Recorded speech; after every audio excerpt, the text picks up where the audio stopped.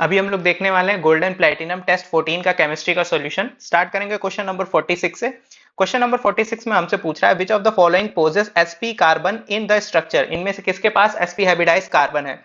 तो यहाँ पे हमें देखना था, जनरली हम लोग sp हाइब्रिडाइज कार्बन वहां देखते हैं जहां पे हमें ट्रिपल बॉन्ड देखने को मिलता है, ठीक है ना। वहां पे हम लोग देखते हैं कि एक सिग्मा, यहाँ पे हमारा कार्बन के पास एक ये सिग्मा एक ये सिग्मा, तो दो सिग्मा होते हैं, तो दो सिग्मा का मतलब sp हाइब्रिडाइजेशन देखने को मिलता है। या तो ट्रिपल बॉन्ड देखने को मिले, या तो कहीं पे ऐसी कंडीशन देखने को मिल जाए जहां कार्बन के दोनों तरफ क्या हो, डबल बॉन्ड हो। तो इस कंडीशन में भी एक सिग्मा ये एक सिग्मा ये, तो दोनों सिग्मा मिलकर के sp हाइब्रिडाइजेशन हमको देंगे। तो कहां पे हमको ऐसा कंडीशन देखने को मिल रहा है, अगर यहाँ पे देखिए तो यहाँ पे कार्बन कार्बन के बीच में डबल बॉन्ड है। यूजुअली ये जो रहता है ये sp2 हाइब्रिडाइज कार्बन रहता है। कैसे, अब यहाँ देखिए एक सिग्मा ये हो गया, एक सिग्मा ये हो गया, ठीक है ना। और यहाँ पे एक हाइड्रोजन भी होना चाहिए ताकि इसकी हाइब्रिडाइजेशन पूरी हो, क्योंकि कार्बन चार बॉन्ड बनाता है ना, तो 1 2 और एक 3 और एक हाइड्रोजन इसकी सेटिस्फाई कर रहा होगा। तो टोटल इन जनरल कितने सिग्मा बॉन्ड हो गए, 1 2 3, एक हाइड्रोजन वाला, तो 3 सिग्मा का मतलब क्या हो गया, sp2। तो यूजुअली जहां पे हमें डबल बॉन्ड देखने को मिलता है वहां पे sp2 हाइब्रिडाइजेशन होता है मोस्ट ऑफ द केसेस में, ठीक है। तो यहाँ पे भी sp2 हो जाएगा, यहाँ पे भी sp2 हो जाएगा और यहाँ पे भी sp2 हो जाएगा। इन तीनों कंडीशन में sp2 ही देखने को मिलेगा, ठीक है। अब यहाँ पे इस कार्बन पे भी देखेंगे तो इस कार्बन पे भी sp2 और इस कार्बन पे भी sp2 देखने को मिलेगा। इस वाले कार्बन की अगर हम बात करते हैं तो यहाँ पे देखिए एक सिग्मा बॉन्ड ये एक सिग्मा बॉन्ड ये, तो दो सिग्मा बॉन्ड का मतलब sp हाइब्रिडाइजेशन। और हमें बताना क्या था क्वेश्चन में, sp हाइब्रिडाइजेशन करना था, ठीक है ना। तो हमें बताना था sp हाइब्रिडाइजेशन, तो यहां से हमें सीधे सीधे देखने को मिल रहा है sp हाइब्रिडाइजेशन। अब मूव करेंगे नेक्स्ट क्वेश्चन की तरफ। तो नेक्स्ट क्वेश्चन हमें क्या कह रहा है, नेक्स्ट क्वेश्चन 47, यहाँ पे हमें कैलकुलेट करना था number of sigma and pi bonds. तो नंबर ऑफ सिग्मा और पाई बॉन्ड्स हमें बताने थे कंपाउंड में कितने होंगे, ठीक है। अब यहाँ पे बोल रहा है पायरिडीन में कितने लोन पेयर होंगे और इलेक्ट्रॉन्स होंगे, ठीक है। सिग्मा पाई बॉन्ड ये सारी चीजें कैलकुलेट करनी है। तो पहले तो हमें स्ट्रक्चर बनाना पड़ेगा पायरिडीन का, ठीक है। थोड़ा बड़ा स्ट्रक्चर बनाते हैं।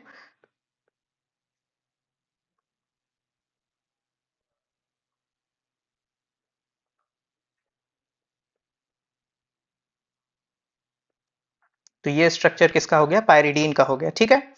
ये स्ट्रक्चर पायरिडीन का हो गया। अब यहाँ पे कैलकुलेट कर लेना है कितने सिग्मा और कितने पाई बॉन्ड है। तो बाकी सारी वैलेंसीज हम हाइड्रोजन से सेटिस्फाई कर देंगे। तो ये भी यहाँ पे भी हाइड्रोजन होगा, यहाँ पे भी हाइड्रोजन होगा, यहाँ पे भी हाइड्रोजन होगा और यहाँ पे भी हाइड्रोजन और यहाँ पे भी हाइड्रोजन होगा। अब सिग्मा बॉन्ड की काउंटिंग स्टार्ट करते हैं। तो एक सिग्मा, दो सिग्मा, 3 4 5 6 7 8 9 10 11, तो हमारे पास कितने सिग्मा बॉन्ड्स आ रहे हैं, 11 सिग्मा बॉन्ड्स आ रहे हैं। तो इस 11 सिग्मा बॉन्ड्स हो गए, ठीक है ना। पाई बॉन्ड देखिए 1 2 3, तो हमें अपना आंसर मिल चुका है 11 sigma bond 3 pi bond. Lone pair देखिए यहाँ नाइट्रोजन के पास कितने लोन पेयर ऑफ इलेक्ट्रॉन्स है, तो lone pair of electron basically lone pair बताना है, तो लोन पेयर हमारे पास एक लोन पेयर यहाँ पे कहलाएगा। इस वजह से आंसर जो होगा वो फर्स्ट आंसर करेक्ट माना जाएगा, ठीक है। So the first answer would be correct answer, ठीक है। यहाँ पे थर्ड ऑप्शन जो था वो करेक्ट था। नेक्स्ट क्वेश्चन देखेंगे, क्वेश्चन नंबर 48। क्वेश्चन नंबर 48 में हमसे कह रहा है tertiary butyl carbocation is more stable than secondary butyl carbocation because of which of the following। तो टर्शरी ब्यूटाइल कार्बोकेटायन ज्यादा स्टेबल कह रहा है हमसे सेकेंडरी ब्यूटाइल कार्बोकेटायन से।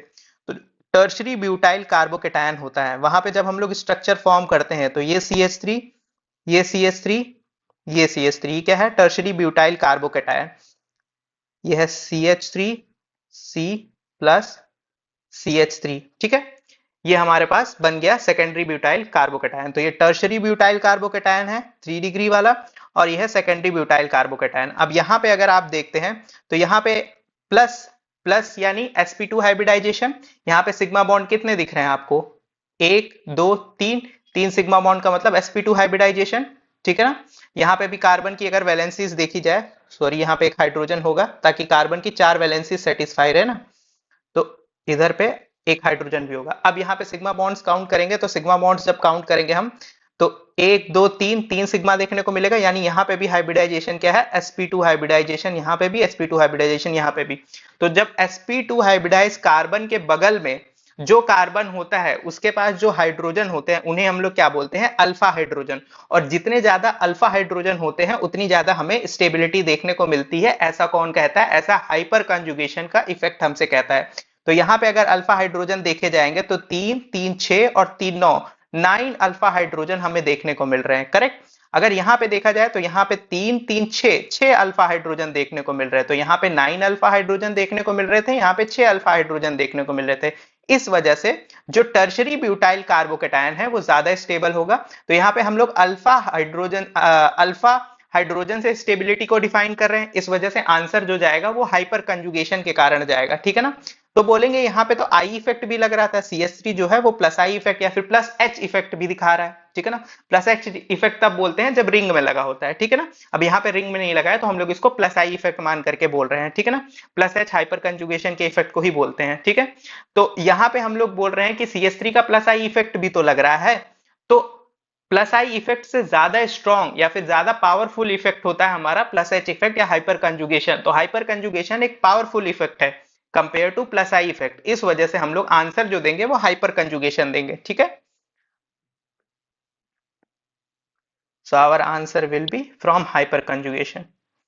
नेक्स्ट क्वेश्चन देखेंगे, क्वेश्चन नंबर 49। क्वेश्चन नंबर 49 में बोल रहा है most stable carbocation among the following, इन सब में से सबसे ज्यादा स्टेबल कार्बोकेटायन कौन सा है। तो सीधी सी बात है, ये कार्बोकेटायन जो है वो हमारे sp2 हाइब्रिडाइज होते हैं। और यहाँ पे sp2 हाइब्रिडाइज है तो हम लोग अल्फा हाइड्रोजन गिन करके स्टेबिलिटी को डिफाइन कर सकते हैं, ठीक है। यहाँ पे देखिए अगर पहले वाले में अल्फा हाइड्रोजन काउंट करेंगे तो ये कार्बन हो गया, कार्बन के बगल में हमें 3 अल्फा हाइड्रोजन देखने को मिल रहे हैं। यहाँ पे कोई भी अल्फा हाइड्रोजन नहीं है क्योंकि ये वाला जो C है यहाँ से 3 ग्रुप लगे होंगे, इनके पास CH3 CH3 CH3 है, यानी इस कार्बन के पास कोई हाइड्रोजन नहीं है। इस वजह से अल्फा हाइड्रोजन यहाँ पे टोटल कितने हो जाएंगे, 3 अल्फा हाइड्रोजन। तो यहाँ पे अल्फा हाइड्रोजन कितने देखने को मिल रहे हैं, 3 अल्फा हाइड्रोजन देखने को मिल रहे हैं। सेकंड ऑप्शन में आएंगे, सेकंड ऑप्शन में 2 2 4, यानी sp2 हाइब्रिडाइज कार्बन के बगल में 2 और 2, तो टोटल कितने देखने को मिल रहे हैं, हमें 4 अल्फा हाइड्रोजन देखने को मिल रहे हैं, ठीक है। नेक्स्ट ऑप्शन में देखेंगे तो यहाँ पे 3 और 2, 3 2 5, यानी हमें अल्फा हाइड्रोजन कितने देखने को मिल रहे हैं, 5 अल्फा हाइड्रोजन हमें देखने को मिल रहे हैं, ठीक है। सिमिलरली यहाँ पे काउंट करेंगे तो यहाँ पे कितने अल्फा हाइड्रोजन देखने को मिल रहे हैं, यहाँ पे हमें सिर्फ 2 अल्फा हाइड्रोजन देखने को मिल रहे हैं। तो अकॉर्डिंग टू आवर आंसर, तो हमें सबसे ज्यादा स्टेबिलिटी किसमें देखनी थी, जिसमें सबसे ज्यादा अल्फा हाइड्रोजन होंगे वो जो होगा हमारा सबसे ज्यादा स्टेबल माना जाएगा, ठीक है। तो इस हिसाब से आंसर जो होगा वो सी वाला ऑप्शन जाएगा क्योंकि इसमें सबसे ज्यादा अल्फा हाइड्रोजन हमें देखने को मिल रहे हैं, ठीक है। अब नेक्स्ट हम लोग देखेंगे, नेक्स्ट हमारा क्वेश्चन नंबर 50 है। तो क्वेश्चन नंबर 50 में हमें बताना है which of the following is correct with respect to minus I effect of substitution. तो माइनस आई का ऑर्डर हमको पता होना चाहिए। तो जो माइनस आई का ऑर्डर होता है, माइनस आई का जो ऑर्डर होता है माइनस आई इफेक्ट का, वो होता है NR3 plus, then NO2, then CN, then SO3H, then COOH, then COOR, फिर उसके बाद हमें देखने को मिलता है CHO, aldehyde, CO, ketone, then fluorine, chlorine, bromine, iodine,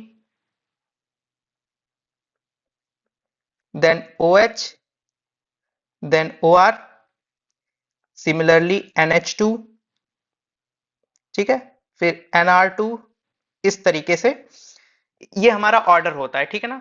तो यहां पे अगर देखा जाए हमें क्या बताना था, माइनस आई इफेक्ट का ऑर्डर। तो कौन कौन था सबसे कम, NR2 हमारा सबसे पीछे आ रहा है, यानी NR2 तो सबसे कम देखना चाहिए। फिर OR आ रहा है, ठीक है ना। OR के बाद हमारा फ्लोरीन आ रहा है। तो सबसे ज्यादा अगर ऑर्डर में देखा जाए तो फ्लोरीन का माइनस आई सबसे ज्यादा माना जाएगा, फ्लोरीन का माइनस आई सबसे मैक्सिमम होगा, देन OR का, देन NR2 का। इस हिसाब से आंसर जो होगा, आंसर हमारा जाना चाहिए बी ऑप्शन, ठीक है ना। और बी ऑप्शन भी, ठीक है, और ए ऑप्शन भी जाएगा क्योंकि ए ऑप्शन में NH2 दिया हुआ है। तो NH2 जो है वो भी तो आ रहा है। तो सीक्वेंस में अगर देखें तो फ्लोरीन, फ्लोरीन के बाद OR और OR के बाद NH2 भी हो सकता है, तो NH2 भी हो सकता है, NR2 भी हो सकता है। अगर इन दोनों में कंपेयर करता तो फिर हम लोग बोल सकते हैं। तो इसमें आंसर A और B दोनों जाएगा, ठीक है। नेक्स्ट क्वेश्चन देखेंगे, क्वेश्चन नंबर 51। तो क्वेश्चन नंबर 51 में बोल रहा है which of the following carbocation is expected to be most stable. यहाँ पे मोस्ट स्टेबल कहाँ पे देखने को मिल रहा है, ठीक है ना। मोस्ट स्टेबल अगर बात करें तो मोस्ट स्टेबल हमें कहाँ देखने को मिल रहा है। अगर इस पोजीशन पे देखें तो कार्बोकैटायन यहाँ पे है, इस पोजीशन पे देखें कार्बोकैटायन यहाँ पे है, इस पोजीशन पे देखें कार्बोकैटायन यहाँ पे है, और इस पोजीशन पे देखें कार्बोकैटायन यहाँ पे है, ठीक है ना। अब यहाँ पे देखिए प्लस के जस्ट सामने हमने क्या लगा रखा है, प्लस के जस्ट सामने हमने लगा रखा है क्या कहते हैं, -I ग्रुप, ठीक है ना। -I ग्रुप हमने सबसे पास लगा रखा है, ठीक है। अब यहाँ पे देखिए प्लस से -I के बीच में हमें एक कार्बन की डिस्टेंस मिल जा रही है, ठीक है। इस वाले में देखेंगे तो एक कार्बन की डिस्टेंस देखने को मिल रही है। यहाँ पे प्लस -I ग्रुप जो है, और -I प्लस को क्या करता है, डीस्टेबलाइज करता है। तो ये तो सबसे ज्यादा डीस्टेबलाइज कर रहा होगा, तो यहाँ पे तो लीस्ट स्टेबिलिटी देखने को मिल रही होगी, ठीक है। फिर यहाँ पे एक कार्बन की दूरी थी। अब यहाँ पे देखिए, यहाँ पे NO2 ग्रुप जो लगा हुआ है उनके बीच में दो कार्बन की डिस्टेंसेस है, ठीक है ना। सिमिलरली यहाँ पे भी पॉजिटिव चार्ज डायरेक्ट कांटेक्ट में है NO2 के, तो ये भी क्या हो जाएगा, कम से कम स्टेबल देखने को मिलेगा। तो ये ऑप्शन हो नहीं सकता, ये ऑप्शन हो नहीं सकता। हमें बताना है कहाँ पे कार्बोकैटायन मोस्ट स्टेबल है। तो सबसे ज्यादा दूरी पे जो है कार्बोकैटायन वो यहाँ पे देखने को मिल रहा है। NO2 जो -I ग्रुप लगा रहा होगा, यानी डीस्टेबलाइज कर रहा होगा, तो उसके कंपैरिजन में। दूसरा चीज यहाँ पे H लगा हुआ है, हाइपर कंजुगेशन दे रहा होगा बगल में, इसको हाइपर कंजुगेशन से भी स्टेबिलिटी मिल रही है। दूसरा चीज ये जो है यहाँ पे रेजोनेंस स्टेबलाइज भी है, तो रेजोनेंस स्टेबलाइज तो हर जगह था, इस वजह से रेजोनेंस स्टेबलाइज से हम लोग आंसर नहीं दे रहे थे, ठीक है ना। रेजोनेंस स्टेबलाइज से आंसर नहीं दे रहे। जब सारी चीजें कॉमन होती है तो उस इफेक्ट को हटा करके सोचिए। तो जो इंडक्टिव इफेक्ट होता है वो डिस्टेंस डिपेंडेंट इफेक्ट होता है, ठीक है ना। तो यहाँ पे एक कार्बन की डिस्टेंस थी, यहाँ पे कोई भी कार्बन की डिस्टेंस नहीं थी, डायरेक्ट -I के कांटेक्ट में था, इस वजह से ये मैक्सिमम डिस्टेबलाइज कर रहा होगा पॉजिटिव चार्ज को। और यहाँ पे दो कार्बन के बीच की दूरी थी, ठीक है ना, इस वजह से ये यहाँ पे जो पॉजिटिव चार्ज है वो -I से सबसे ज्यादा दूरी पे है, तो यहाँ पे -I का इफेक्ट सबसे कम लग रहा होगा। इस वजह से 51 का जो आंसर होगा वो सी ऑप्शन माना जाएगा, कि सी ऑप्शन सबसे ज्यादा यहाँ पे कार्बोकैटायन खुद को स्टेबल महसूस करेगा, ठीक है। अब यहाँ पे स्टेटमेंट बेस्ड क्वेश्चन है। स्टेटमेंट बेस्ड क्वेश्चन कह रहा है करेक्ट स्टेटमेंट रिगार्डिंग इलेक्ट्रोफाइल। तो इलेक्ट्रोफाइल के रिगार्डिंग कौन सा स्टेटमेंट करेक्ट माना जाएगा। Electrophile is negatively charge species, तो यही बात गलत होगी, क्योंकि इलेक्ट्रोफाइल जो होते हैं वो या तो पॉजिटिव चार्ज स्पीसीज होते हैं, या तो फ्री रेडिकल होते हैं, या तो उनके पास वैकेंट D या P ऑर्बिटल होना चाहिए। तो निगेटिवली चार्ज स्पीसीज तो न्यूक्लियोफाइल होती हैं, तो पहला ऑप्शन ऐसे ही गलत हो गया, ठीक है। दूसरा, electrophiles are generally neutral species and can form bond by accepting a pair of electrons from nucleophile. Electrophiles are generally neutral species. Generally नहीं होते हैं, इस बात को समझना है। मोस्टली जो इलेक्ट्रोफाइल की कैटेगरी आती है, इलेक्ट्रोफाइल में अगर बात करी जाए तो जो पॉजिटिवली चार्ज स्पीसीज होती हैं उनको हम लोग डायरेक्ट इलेक्ट्रोफाइल बोलते हैं, कि ये जो स्पीसीज हैं ये इलेक्ट्रोफाइल सबसे अच्छे इलेक्ट्रोफाइल हैं। फिर उसके बाद कौन आता है, सबसे अच्छे इलेक्ट्रोफाइल बोलोगे तो पॉजिटिवली चार्ज स्पीसीज हो जाते हैं। फिर जो फ्री रेडिकल वाले होते हैं वो आते हैं, तो सबसे पहले positive charge, then free radical वाले, देन उसके बाद वो स्पीसीज होती है जिनके पास वैकेंट D ऑर्बिटल या वैकेंट P ऑर्बिटल होता है, जैसे कि BH3, ये भी एक इलेक्ट्रोफाइल है। AlCl3 ये भी इलेक्ट्रोफाइल है। एक FeCl3 ये क्या है, ये भी इलेक्ट्रोफाइल है, ठीक है ना। ये सब इलेक्ट्रोफाइल है। अब ये न्यूट्रल है, ये न्यूट्रल है, पर जनरली अगर हम लोग को बोला जाए, किसी आम आदमी से पूछा जाए कि इलेक्ट्रोफाइल क्या होते हैं, तो वो क्या बोलेगा, पॉजिटिवली चार्ज स्पीसीज। तो जनरली अगर बोल रहा है तो न्यूट्रल स्पीसीज को हम लोग बाद में मानते हैं इलेक्ट्रोफाइल। पहले हम लोग अगर जनरली बात करेंगे तो जो इलेक्ट्रॉन डिफिशियंट स्पीसीज होती है, जो इलेक्ट्रॉन डिफिशियंट स्पीसीज होती है जिसके ऊपर पॉजिटिव चार्ज होता है, वो हमारी क्या कहलाती है, वो कहलाते हैं इलेक्ट्रोफाइल। तो इस वजह से यह आंसर थोड़ा सा उतना अच्छा नहीं माना जाएगा ये आंसर, ठीक है ना। आगे देख लेते हैं। अब अगला आंसर जो दिया गया है वहां पे देखिए लिखा हुआ है electrophile can be either neutral, तो देखिए न्यूट्रल भी हो सकता है, positively charge species, positively charge भी हो सकता है, ठीक है ना। ये हमारा पॉजिटिवली चार्ज भी हो सकता है, और पॉजिटिव चार्ज वाले जो इलेक्ट्रोफाइल होते हैं वो बेटर इलेक्ट्रोफाइल होते हैं कंपेयर टू न्यूट्रल वन, ठीक है ना। And can form bonds bye accepting a pair of electron from nucleophile. अब इनके पास इलेक्ट्रॉन की डिफिशियंसी है, तो जब न्यूक्लियोफाइल आएगा तो इलेक्ट्रोफाइल के साथ बॉन्ड बना लेगा। तो ये बिल्कुल एकदम करेक्ट डिफिनीशन पड़ जाती है क्या ये स्टेटमेंट गलत है? गलत नहीं है, पर एकदम एक्यूरेट भी नहीं है, ठीक है ना। तो फर्स्ट तो गलत हो गया क्योंकि निगेटिवली चार्ज लिखा था, सेकंड वाला एकदम एक्यूरेट नहीं है, मतलब 50-50 वाली कंडीशन है, थर्ड वाला एकदम एक्यूरेट हो जाता है, ठीक है। Fourth option electrophile is negatively charge, again negatively charge बोल रहा है तो ये ऑप्शन हो ही नहीं सकता है, ठीक है। नेक्स्ट क्वेश्चन की तरफ बढ़ेंगे, क्वेश्चन नंबर 53। क्वेश्चन नंबर 53 में बोल रहा है which of the following statement is not correct for nucleophile. यहाँ पे बोल रहा है कि कौन सी बात हमारी न्यूक्लियोफाइल के लिए गलत है, मतलब नॉट करेक्ट है न्यूक्लियोफाइल के लिए, ठीक है ना। तो न्यूक्लियोफाइल यहाँ पे बोल रहा है अमोनिया जो है NH3 वो न्यूक्लियोफाइल की तरह काम करेगा, तो बिल्कुल अमोनिया के पास क्या लोन पेयर है, तो अमोनिया के पास अगर लोन पेयर है तो क्या ये अपने इलेक्ट्रॉन डोनेट कर सकता है? बिल्कुल डोनेट कर सकता है।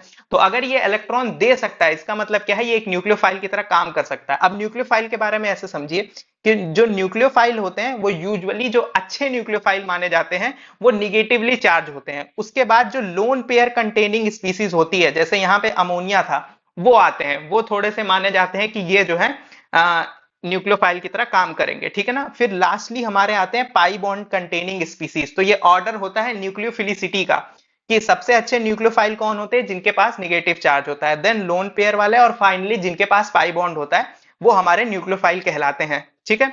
अब यहाँ पे लिखा गया है ammonia is the nucleophile, of course ammonia is the nucleophile, ठीक है ना, क्यों? क्योंकि इसके पास लोन पेयर है, और लोन पेयर है तो डोनेट कर सकता है। दूसरा, nucleophile attack at low electron density site, तो यहाँ पे बोल रहा है कि न्यूक्लियोफाइल वहां अटैक करता है जहां पे इलेक्ट्रॉन डेंसिटी कम होती है, तो बिल्कुल यहाँ पे अगर देखा जाए न्यूक्लियोफाइल न्यूक्लियोफाइल जो होते हैं उनके पास काफी ज्यादा इलेक्ट्रॉन होता है, तो उनको कहीं पे दिखता है कि इलेक्ट्रॉन की डिफिशियंसी है, कहीं पे अगर उनको दिख गया कि यहाँ पे मान लो इलेक्ट्रॉन की डिफिशियंसी है, ठीक है ना, तो उनको जहां पे इलेक्ट्रॉन की डिफिशियंसी दिखेगी वो वहीं पे जाकर के अटैक करेंगे, ठीक है ना।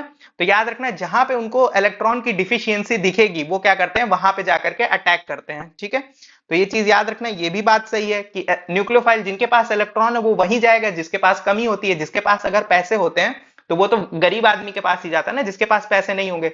कोई अमीर आदमी दूसरे अमीर आदमी के पास जाकर के क्यों पैसे देगा, तो बस सेम लॉजिक है यहाँ पे भी। थर्ड ऑप्शन बोल रहा है nucleophile are not electron seeking, तो बिल्कुल सही बात है, न्यूक्लियोफाइल के पास ऑलरेडी इलेक्ट्रॉन है तो वो दूसरे के इलेक्ट्रॉन की तरफ क्यों देखेगा। अगर किसी के पास काफी पैसे हैं तो वो दूसरे के पैसे की तरफ क्यों देखेगा, ठीक है ना। अगर दो दोस्त हैं दोनों के पास 10-10 रुपए हैं तो वो क्यों सोचेगा कि बगल वाले के पैसे ले लूं, ठीक है ना। दोनों के पास 10-10 रुपए हैं, दोनों खुश हैं। हाँ, किसी के पास कम किसी के पास ज्यादा होता तो फिर डिफरेंस आता, लेकिन अगर सबके पास इक्वली डिस्ट्रीब्यूटेड है तो कोई क्यों सोचेगा लेने और देने का, ठीक है ना। तो न्यूक्लियोफाइल जो होते हैं वो इलेक्ट्रॉन सीकिंग नहीं होते, उनको इलेक्ट्रॉन की जरूरत नहीं होती, उनके पास सफिशियंट इलेक्ट्रॉन ऑलरेडी होते हैं। तो ये बात भी बिल्कुल सही है कि इनको ये इलेक्ट्रॉन को खोजते नहीं है, सीकिंग का मतलब होता है खोजना, तो ये इलेक्ट्रॉन को खोजते नहीं, इनके ऑलरेडी पास इनके पास क्या है, इलेक्ट्रॉन भर भर के होता है। लास्ट बोल रहा है nucleophile is a Lewis acid, जो कि गलत बात है। लुईस एसिड वो होते हैं जो इलेक्ट्रॉन को एक्सेप्ट करते हैं, तो याद रखिएगा A for acid, A for accept, तो जो एक्सेप्ट करता है, ठीक है ना, जो H प्लस को ले ले या फिर जो इलेक्ट्रॉन्स को ले ले, वो हमारे क्या कहलाते हैं, लुईस एसिड कहलाते हैं, क्योंकि वो क्या होते हैं, उनके पास डिफिशियंसी होती है। तो न्यूक्लियोफाइल के पास डिफिशियंसी थोड़ी है, इनके पास तो भर भर के इलेक्ट्रॉन है, ये लुईस के बेस की तरह काम करेंगे ना कि लुईस के एसिड की तरह। इस वजह से डी ऑप्शन जो होगा वो इनकरेक्ट ऑप्शन माना जाएगा, ठीक। नेक्स्ट क्वेश्चन देखेंगे, क्वेश्चन नंबर 54। तो क्वेश्चन नंबर 54 में बोल रहा है which of the following consider the following compound hyperconjugation occur in, यहां पे हाइपर कंजुगेशन कहां पे देखने को मिल रहा है, ठीक है ना।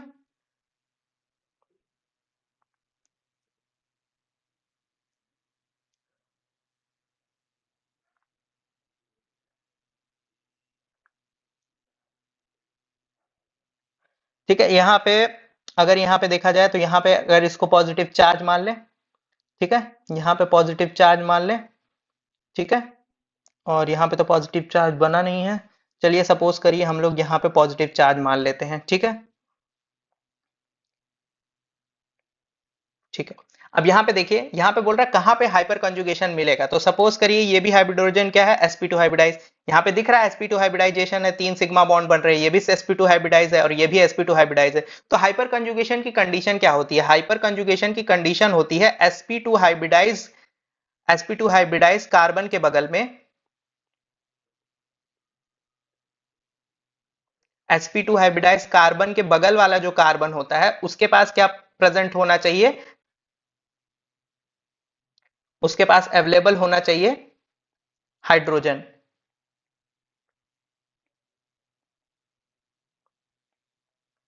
ठीक है, उसके पास अवेलेबल होना चाहिए क्या, हाइड्रोजन। उस हाइड्रोजन को हम क्या कहते हैं, अल्फा हाइड्रोजन बोलते हैं। इसी केस में हमें हाइपर कंजुगेशन देखने को मिलेगा। तो यहाँ पे अगर देखिए, यहाँ पे देखिए इस कार्बन के पास क्या कोई हाइड्रोजन अवेलेबल है, नहीं। यहाँ इस कार्बन को देखिए, इस कार्बन के चारों बॉन्ड कंप्लीट है, 1 2 3 4, तो इसके पास भी कोई हाइड्रोजन नहीं है। तो क्या ये sp2 हाइब्रिडाइज हाइपर कंजुगेशन दिखाएगा? देखो पहली कंडीशन फुलफिल है, sp2 हाइब्रिडाइज कार्बन है, पर दूसरी कंडीशन नहीं फुलफिल हो जा रही, कोई भी अल्फा हाइड्रोजन हमें नहीं देखने को मिल रहा है, यानी इनके पास हाइड्रोजन अवेलेबल नहीं है, तो ये हमारा हाइपर कंजुगेशन नहीं दिखा पाएगा।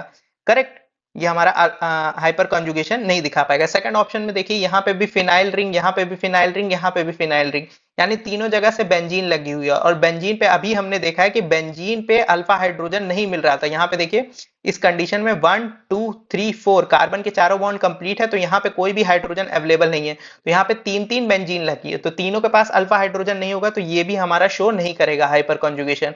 तो फर्स्ट ऑप्शन नहीं शो करेगा, सेकंड ऑप्शन नहीं शो करेगा। अब थर्ड ऑप्शन में देखिए, थर्ड ऑप्शन में देखिए यहाँ पे एक बॉन्ड, दो बॉन्ड, तीन बॉन्ड और चौथा बॉन्ड जो होगा वो हमारा हाइड्रोजन का होगा। ठीक है, तो क्या यहाँ पे अल्फा हाइड्रोजन अवेलेबल है? बिल्कुल, sp2 हाइब्रिडाइज कार्बन के बगल वाले कार्बन पे हाइड्रोजन अवेलेबल है, तो ये जो होगा हाइपर कंजुगेशन दिखा सकता है। ठीक है, अब यहाँ पे ये कंडीशन होती है कि क्या यहाँ पे ये इसके यहाँ पे भी तो अल्फा हाइड्रोजन है, क्या यहाँ पे दिखाएगा ये हाइपर कंजुगेशन? नहीं। हमें पता है अगर यहाँ से इसने अल्फा हाइड्रोजन उठाया तो पॉजिटिव चार्ज यहाँ पे आएगा, और ब्रिज हेड कार्बन पे पॉजिटिव चार्ज जो होता है वो अनस्टेबल हो जाता है। ठीक है, तो ये कौन से अल्फा हाइड्रोजन को कंसीडर करेगा? इस वाले अल्फा हाइड्रोजन को कंसीडर करेगा फॉर हाइपर कंजुगेशन। तो ओनली इन थर्ड ऑप्शन हमें क्या देखने को मिलेगा? हाइपर कंजुगेशन की कंडीशन देखने को मिलेगी। ठीक है, अब 55 देख लेते हैं। तो 55 में हमसे कह रहा है, 55 में बोल रहा है which of the following compound the carbon chlorine bond ionization shall be most stable carbonium ion. यहाँ पे मोस्ट स्टेबल कार्बोनियम आयन कहाँ पे बनेगा? तो देखिए सब में से Cl हटाइए, Cl हटाने के बाद यहाँ पे प्लस बनेगा, क्योंकि Cl की इलेक्ट्रोनिगेटिविटी ज्यादा है तो Cl के ऊपर माइनस आएगा, ये माइनस लेकर के हट जाएगा, यहाँ कार्बन के ऊपर प्लस, कार्बन के ऊपर प्लस, और यहाँ कार्बन के ऊपर प्लस आएगा। अब यहाँ पे सबकी स्टेबिलिटी चेक करनी है। तो पहले में देखिए, पहले में ये जो कार्बोकेटायन होगा ये रेजोनेंस में जा रहा होगा, तो ये क्या है? रेजोनेंस स्टेबलाइज है। यहाँ पे क्या देखने को मिल रहा है? रेजोनेंस स्टेबलाइज है। ठीक है ना। अब सेकंड ऑप्शन में देखिए, सेकंड ऑप्शन में यहाँ पे H2NO2, यहाँ पे ये जो ग्रुप लगा है ये कैसा ग्रुप है? माइनस आई ग्रुप है। ठीक है ना, NO2 लगा हुआ है ना, ये देखिए NO2 लगा हुआ है, और NO2 क्या है? माइनस आई ग्रुप लगा हुआ है। ठीक है ना, तो माइनस आई जो होता है वो क्या करता है? पॉजिटिव चार्ज को डीस्टेबलाइज करता है, यानी प्लस को माइनस नहीं स्टेबलाइज करता है। एक स्टेटमेंट याद रखिएगा, प्लस को प्लस स्टेबलाइज करता है, फिर वो प्लस आई हो, प्लस आर हो, प्लस एच हो, प्लस एम हो। ठीक है ना, तो प्लस को प्लस स्टेबलाइज करता है और माइनस को माइनस स्टेबलाइज करता है। ठीक है ना, माइनस आई हो, माइनस आर हो, माइनस एच हो, या फिर माइनस एम हो, ये याद रखिएगा। प्लस को प्लस स्टेबलाइज करता है, माइनस को प्लस। अब यहाँ पे प्लस था और हमने ग्रुप कौन सा लगाया था? माइनस, तो ये क्या करने लग जाएगा? डीस्टेबलाइज करने लग जाएगा। और हमें क्या बताना है? मोस्ट स्टेबल कार्बोनियम बताना है, यानी ये ऑप्शन तो हो ही नहीं सकता है। नेक्स्ट ऑप्शन पे आ जाइए। नेक्स्ट ऑप्शन पे देखिए, यहाँ पे कार्बोकेटायन है और ये क्या लगा हुआ है? ये हमारा अल्फा हाइड्रोजन, तीन तीन छह, तो छह अल्फा हाइड्रोजन हमें यहाँ पे देखने को मिल रहा है, यानी छह हाइपर कॉन्जुगेटिंग स्ट्रक्चर देखने को मिलेंगे। यहाँ पे देखिए, यहाँ पे तीन तीन छह और तीन नौ, नौ अल्फा हाइड्रोजन हमें देखने को मिल रहे हैं। ठीक है ना, अब यहाँ पे एक स्पेशल केस बनता है। अगर हम लोग स्पेशल केस में ये देखते हैं कि जब कभी भी ऐसी कंडीशन आए, ये 9 अल्फा हाइड्रोजन वाली, ठीक है ना, और रेजोनेंस की कंडीशन हो, ये दोनों कंडीशन, यूजुअली हम लोग क्या बोलते हैं? यूजुअली बोलते हैं कि जो रेजोनेंस होता है वो ज्यादा पावरफुल इफेक्ट होता है कंपेयर टू हाइपर कंजुगेशन, लेकिन सिवाय एक केस को छोड़ करके। ठीक है ना, ये जो टर्शरी वाला कार्बोकेटायन बनता है, इसमें ऐसा एक्सपेरिमेंटली देखा गया कि ये जो होता है ये एक्सेप्शनली ज्यादा स्टेबल हो जाता है कंपेयर टू रेजोनेटिंग स्ट्रक्चर। ये एक्सपेरिमेंट के थ्रू आता है, तो यहाँ पे जो ऑप्शन जाएगा वो डी ऑप्शन जाएगा। ठीक है ना, यहाँ रेजोनेंस है, मान रहे हैं आपकी बात कि यहाँ पे रेजोनेंस है, ये ज्यादा स्टेबल होना चाहिए, पर एक्सपेरिमेंटली जब हमने चेक किया तो देखा कि यहाँ पे इतने ज्यादा हाइपर कंजुगेटिंग स्ट्रक्चर बनते हैं कि ये रेजोनेंस से ज्यादा स्टेबलाइजेशन दे देते हैं। इस वजह से डी ऑप्शन जो होगा वो करेक्ट ऑप्शन माना जाएगा। ठीक है ना।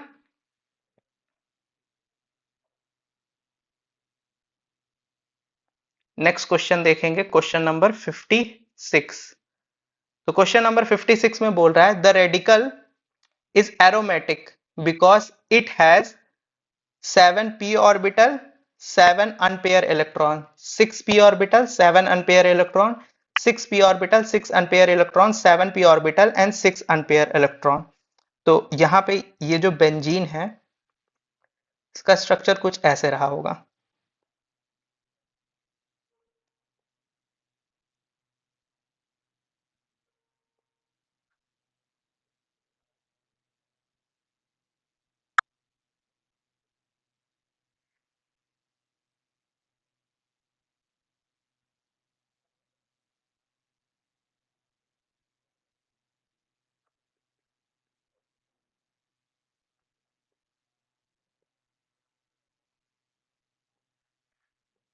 तो बेंजीन में कुछ ऐसी कंडीशन रही होगी, ठीक है ना।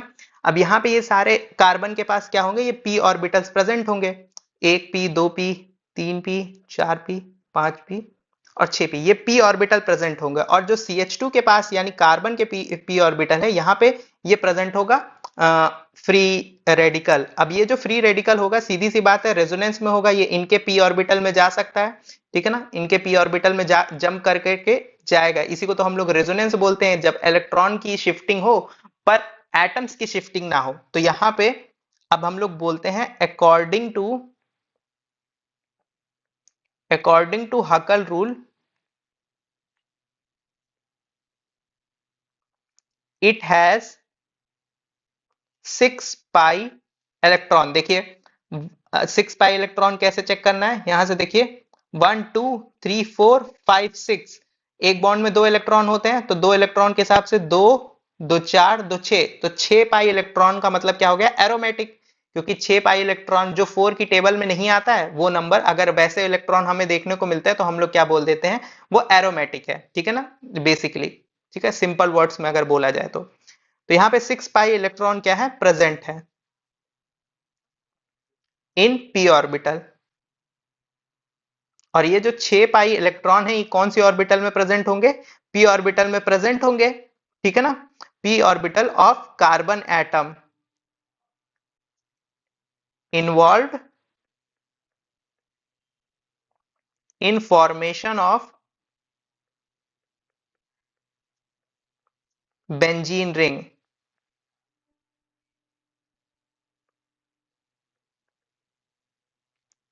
तो 6 पाई इलेक्ट्रॉन मतलब क्या हो गया, 6p ऑर्बिटल्स, ठीक है ना, 6 पाई इलेक्ट्रॉन का मतलब हो गया कितने ऑर्बिटल्स, 6p ऑर्बिटल्स। तो यहाँ पे टोटल ऑर्बिटल्स हमें कितने देखने को मिल रहे हैं, 6p ऑर्बिटल्स देखने को मिल रहे हैं। तो 6p ऑर्बिटल्स हो गए और 6 अनपेयर इलेक्ट्रॉन भी देखने को मिलेंगे, 6 अनपेयर इलेक्ट्रॉन देखने को मिलेंगे और 6p ऑर्बिटल भी देखने को मिलेंगे, ठीक।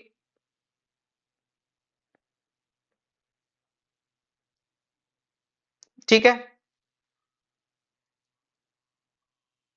क्योंकि ये वाला जो लोन पेयर है, खुद सोच करके देखिए, यहाँ पे जा रहा है, फिर यहाँ पे जा रहा है, फिर यहाँ पे जा रहा है, फिर यहाँ पे जा रहा है, ये पेयर है कि अनपेयर, अनपेयर, तो 6p ऑर्बिटल में जा रहा है, तो 6p ऑर्बिटल है और 6 अनपेयर इलेक्ट्रॉन हमें देखने को मिल रहे हैं, ठीक है।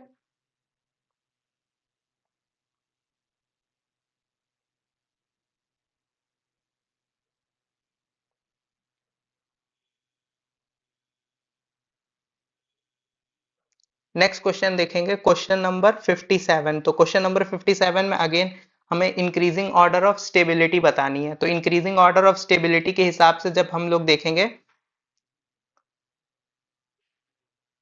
ठीक है, तो यहाँ पे अल्फा हाइड्रोजन काउंट करेंगे तो यहाँ पे 2 अल्फा हाइड्रोजन है और यहाँ पे जो कार्बन लगा होगा, कार्बन यहाँ पे कैसे, इसको ओपन करके अगर देखेंगे तो ओपन स्ट्रक्चर इसका कैसे बनेगा, CH3 CH3, फिर ये जिस कार्बन से अटैच होंगे ये वाला कार्बन, इस पे पॉजिटिव चार्ज होगा, ठीक है, यहाँ पे एक हाइड्रोजन भी होगा, 1 2 3 नहीं, 4 बॉन्ड बनेंगे ना, 4 कंप्लीट है, 1 2 3 और एक पॉजिटिव चार्ज है इस वजह से, देन CH2 और देन CH3, ठीक है ना, ये कंडीशन रही होगी। अब यहाँ पे जो पॉजिटिव चार्ज है इसके रिस्पेक्ट में अल्फा हाइड्रोजन गिनिए, 3 3 6 और 2 8, तो यहाँ पे 8 अल्फा हाइड्रोजन हमें देखने को मिल रहे हैं, ठीक है। 8 अल्फा हाइड्रोजन देखने को मिल रहा है। बी वाला ऑप्शन देखिए, यहाँ पे जो कार्बोकेटायन है इससे 3 CH3 ग्रुप लगे हुए हैं, ठीक है। ये CH3, ये CH3 और ये CH3। तो अल्फा हाइड्रोजन कितने हो गए? अल्फा हाइड्रोजन हमें देखने को मिलेगा 3 3 6 और 3 9, 9 अल्फा हाइड्रोजन हमें देखने को मिल गए, ठीक है। अब ये ऑप्शन देखने के बाद हम लोग देख लेते हैं थर्ड ऑप्शन। तो थर्ड ऑप्शन में देखिए CH3, CH3, ये जिस कार्बन से अटैच है CH, तो अल्फा हाइड्रोजन कितने हो जाएगा? 3 3 6। तो यहाँ पे अल्फा हाइड्रोजन जो होगा उसमें हम लोग डाल देंगे 6, ठीक है।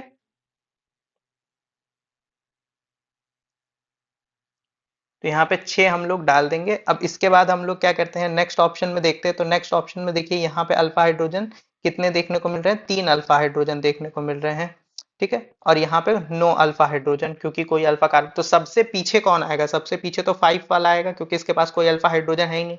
तो 5 5 हो गया, देन 3 वाला आएगा, 4 हो गया, 4 हो गया, ठीक है। फिर उसके बाद अगर स्टेबिलिटी में देखें तो सबसे ज्यादा हमें सेकंड ऑप्शन में देखने को मिल रहा था। यहाँ पे 9 अल्फा हाइड्रोजन थे, यहाँ पे 6 अल्फा हाइड्रोजन थे, और यहाँ पे अगर बात कर ली जाए तो यहाँ पे हमें 8 अल्फा हाइड्रोजन देखने को मिल रहे थे। तो सबसे आगे सेकंड ऑप्शन होना चाहिए। यहाँ पे फर्स्ट ऑप्शन है तो सबसे आगे सेकंड ऑप्शन हो जाएगा। सेकंड ऑप्शन के बाद हमें कौन सा ऑप्शन? फर्स्ट ऑप्शन देखने को मिलेगा जिसमें 8 अल्फा हाइड्रोजन थे, एंड फिर हमें देखने को मिलेगा 6 अल्फा हाइड्रोजन वाला, यानी थर्ड ऑप्शन। इस हिसाब से फर्स्ट ऑप्शन जो होगा वो करेक्ट माना जाएगा, ठीक है ना। फर्स्ट वाला ऑप्शन जो होगा वो करेक्ट माना जाएगा। फिर 58 वाला क्वेश्चन देख लेते हैं। 58 नंबर वाले क्वेश्चन में हमसे कह रहा है what is the hybridization state of benzyl carbonium ion. तो बेंजाइल कार्बोनियम आयन में हमें बताना है कि इसकी बेंजाइल कार्बोनियम आयन में इसका हाइब्रिडाइजेशन क्या होगा, हाइब्रिडाइजेशन स्टेट क्या होगी, ठीक है। तो यहाँ पे अगर देखा जाए तो ये पॉजिटिव चार्ज है, ये पॉजिटिव चार्ज रिजोनेंस में होगा, ठीक है, सीधी सी बात है, कोई दिक्कत नहीं है। अब ये रिजोनेंस में होगा तो यहाँ पे सिग्मा बॉन्ड हम लोग काउंट कर लेते हैं। तो कार्बन, ये हाइड्रोजन और यहाँ पे हमारी लगी होगी बेंजीन रिंग। तो बेंजीन रिंग पूरी ना लिख करके यहाँ पे मैं लिख देता हूँ फिनाइल रिंग, ठीक है। अब यहाँ पे सिग्मा बॉन्ड काउंट करिए, 1 सिग्मा, 2 सिग्मा, 3 सिग्मा। 3 सिग्मा का मतलब क्या हो गया? 3 सिग्मा का मतलब हो गया sp2 हाइब्रिडाइजेशन। 3 सिग्मा का मतलब sp2 हाइब्रिडाइजेशन होता है। इस हिसाब से option A would be correct option, ठीक है। 58 का ए ऑप्शन। 59 वाला बोल रहा है which one is nucleophilic substitution reaction among the following. इनमें से कहां पे हमें न्यूक्लियोफिलिक सब्सटीट्यूशन रिएक्शन देखने को मिल रहा है, ठीक है। अब यहाँ पे तो हम लोग यहाँ पे इलेक्ट्रोफाइल से हम लोग एडिशन करा रहे हैं, ठीक है ना। एडिशन रिएक्शन हो जाएगी, क्यों? क्योंकि यहाँ पे बॉन्ड है, बॉन्ड घूमेगा तो यहाँ पे माइनस और यहाँ पे प्लस आएगा, प्लस आएगा तो उसके बाद यहाँ पे हमने डाला है H प्लस। तो H प्लस क्या है? इलेक्ट्रोफाइल है। पहले इलेक्ट्रोफाइल आकर के अटैक करेगा, फिर वाटर मीडियम है तो वाटर क्या करेगा? OH आयन देगा। अब ये OH आयन कहाँ पे जाकर के अटैक करेगा? जहां पे कार्बोकेटायन बना होगा। तो ये कैसी रिएक्शन हो गई? ये तो एडिशन रिएक्शन हो गई। तो ये इलेक्ट्रोफिलिक एडिशन रिएक्शन मानी जाएगी। तो ये न्यूक्लियोफिलिक सब्सटीट्यूशन रिएक्शन नहीं है। दूसरा हमने किसके साथ कराया है? ग्रिग्नार्ड रिएजेंट के साथ रिएक्शन कराई है। तो जब ग्रिग्नार्ड रिएजेंट के साथ रिएक्शन कराएंगे तो R C double bond O H, यहाँ पे हम लोग किसके साथ करा रहे हैं? R M G X. तो एम जी के ऊपर प्लस आता है, आर के ऊपर माइनस आता है। यहाँ बॉन्ड घूमेगा तो यहाँ पे माइनस आएगा और कार्बन के ऊपर प्लस आएगा। तो कार्बन के ऊपर प्लस आता है तो यहाँ पे आकर के कौन अटैच होता है? यहाँ पे आकर के आर आकर के अटैच हो जाएगा, ठीक है ना। और O के साथ कौन आएगा? O के साथ MgX आता है और ये डबल बॉन्ड हट जाता है, ठीक है ना। तो ये भी क्या है? एक तरीके से एडिशन रिएक्शन का ही पार्ट हो जाता है। तो ये न्यूक्लियोफिलिक रिएक्शन में नहीं आएगा, ठीक है ना। फिर हम लोग इसके बाद जब वाटर के साथ रिएक्शन कराते हैं तो MgX हट करके वहां पे क्या आ जाता है? OH आ जाता है, ठीक है। ये R प्लस नहीं R डैश है, क्योंकि यहाँ पे R डैश आ रहा है ना, ठीक। अब थर्ड वाली रिएक्शन देखिए। थर्ड वाली रिएक्शन में हमने क्या इस्तेमाल किया है? न्यूक्लियोफाइल यूज किया है। अभी हम लोग का पहले क्वेश्चन आया था ना कि NH3 क्या है। तो NH3 के पास लोन पेयर होता है। तो NH3 किसके जैसे काम करता है? NH3 एक न्यूक्लियोफाइल की तरह काम करता है।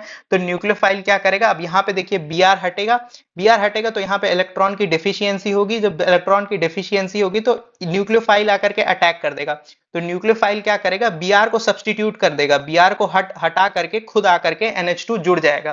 तो जब यहाँ पे रिएक्शन हुई किसकी? न्यूक्लियोफाइल की, NH3 क्या है, न्यूक्लियोफाइल है, तो ये क्या हो जाएगी, न्यूक्लियोफिलिक सब्स्टिट्यूशन रिएक्शन हो जाएगी। तो ये एडिशन रिएक्शन थी, ये भी एडिशन रिएक्शन थी, ये न्यूक्लियोफिलिक सब्स्टिट्यूशन रिएक्शन की कैटेगरी में आएगा। इस वजह से थर्ड ऑप्शन जो होगा वो करेक्ट माना जाएगा, ठीक है ना।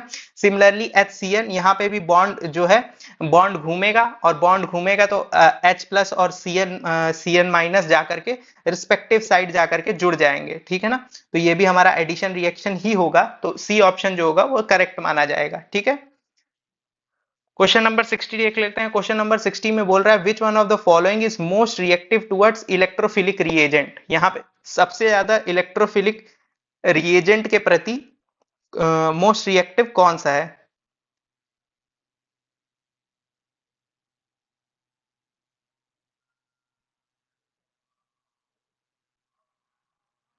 अब यहाँ पे बोल रहा है which of following most reactive towards electrophilic reagent. तो अगर कोई इलेक्ट्रोफिलिक रिएजेंट आ रहा है, तो इलेक्ट्रोफिलिक रिएजेंट आ रहा है तो उसके पास इलेक्ट्रॉन की डेफिशिएंसी होगी, तो वहां पे जाना चाहेगा जहां पे इलेक्ट्रॉन उसको फुल मतलब ज्यादा से ज्यादा मिल रहे हो, ठीक है ना। अब यहाँ पे देखिए, यहाँ पे NH C double bond O CH लगा है, यानी C डबल बॉन्ड O है, यानी इसको अगर कुछ ऐसा समझने का प्रयास करें कि यहाँ पे ये जो कंडीशन रही होगी, ये कार्बन जो है, कार्बन डबल बॉन्ड O से जुड़ा होगा। अब ये जो है, हमें पता है कि बेंजीन की इलेक्ट्रॉन डेंसिटी पाई बॉन्ड की तरफ घूमेगी, तो यहाँ से इलेक्ट्रॉन डेंसिटी क्या हो रही होगी, डिक्रीज हो रही होगी। तो इलेक्ट्रोफाइल वहां पे क्यों जाना पसंद करेगा, जहां पे बेंजीन के ऊपर क्या हो रही हो, इलेक्ट्रॉन डेंसिटी कम हो रही हो, तो यहाँ पे जाना पसंद नहीं करेगा। सिमिलरली अब हम लोग देख लेते हैं ऑप्शन नंबर डी। तो ऑप्शन नंबर अगर हम लोग देखेंगे डी, तो डी ऑप्शन में भी देखिए, डी ऑप्शन में यहाँ पे अगर देखा जाए तो यहाँ पे CH2OH है।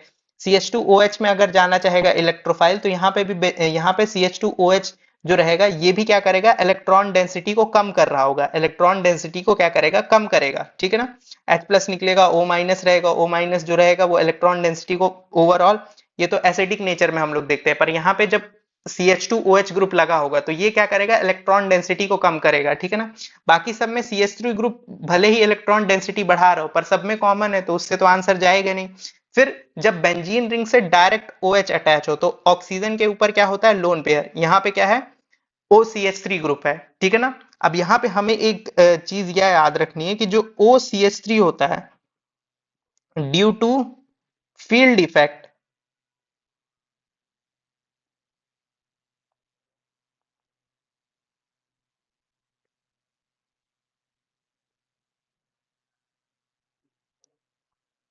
एक्टिवेटिंग पावर इसकी कम हो जाती है फील्ड इफेक्ट के कारण।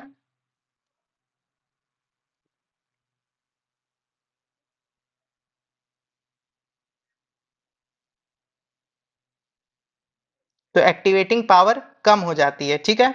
इसके कारण जो OH वाला ग्रुप है, ये ज्यादा अच्छे से इलेक्ट्रॉन दे पाता है, कहाँ पे, रिंग में, ठीक है ना। तो जब ये ज्यादा अच्छे से इलेक्ट्रॉन दे पाता है, तो इलेक्ट्रोफाइल कहाँ आना पसंद करेगा, यहाँ पे आकर के अटैक करना पसंद करेगा। इस वजह से जो बी ऑप्शन होगा वो करेक्ट माना जाएगा, तो बी ऑप्शन जो रहेगा वो करेक्ट माना जाएगा, ठीक है ना। बाकी सब में क्या कर रहे हैं, बाकी सब इलेक्ट्रॉन डेंसिटी घटा रहे हैं, ठीक है ना। यहाँ पे भी क्या हो रहा है, यहाँ पे एक्टिवेटिंग पावर, ये दोनों ही एक्टिवेटिंग ग्रुप है, OCH3 भी और OH भी, लेकिन अगर स्ट्रेंथ की बात करोगे तो OH की एक्टिवेटिंग स्ट्रेंथ थोड़ी सी ज्यादा है, ये इलेक्ट्रॉन डेंसिटी ज्यादा अच्छे से बढ़ा पाता है, क्योंकि डायरेक्टली इलेक्ट्रॉन जो होता है वो डायरेक्ट इलेक्ट्रॉन हमारा बेंजीन रिंग को दे पाता है। तो जब डायरेक्ट इलेक्ट्रॉन बेंजीन रिंग को दे पाता है, तो ज्यादा अच्छे तरीके से एक्टिवेट कर पाता है, यानी ज्यादा अच्छे तरीके से इलेक्ट्रॉन को अवेलेबल करा पाता है इलेक्ट्रोफाइल के अटैक के लिए, ठीक है। नेक्स्ट देखेंगे क्वेश्चन नंबर 61। क्वेश्चन नंबर 61 में बोल रहा है which of the following species is not electrophilic in nature.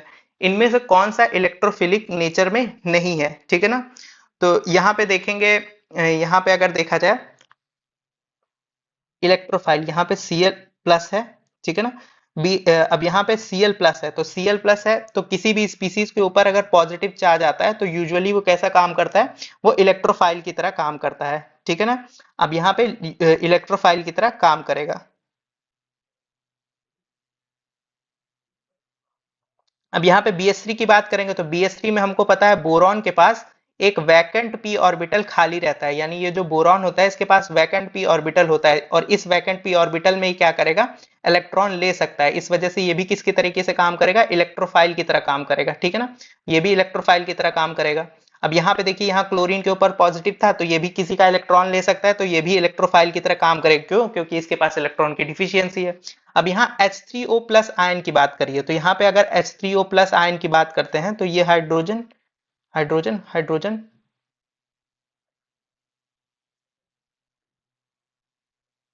ठीक है। तो यहाँ पे ऑक्सीजन ऑक्सीजन का अगर देखा जाए,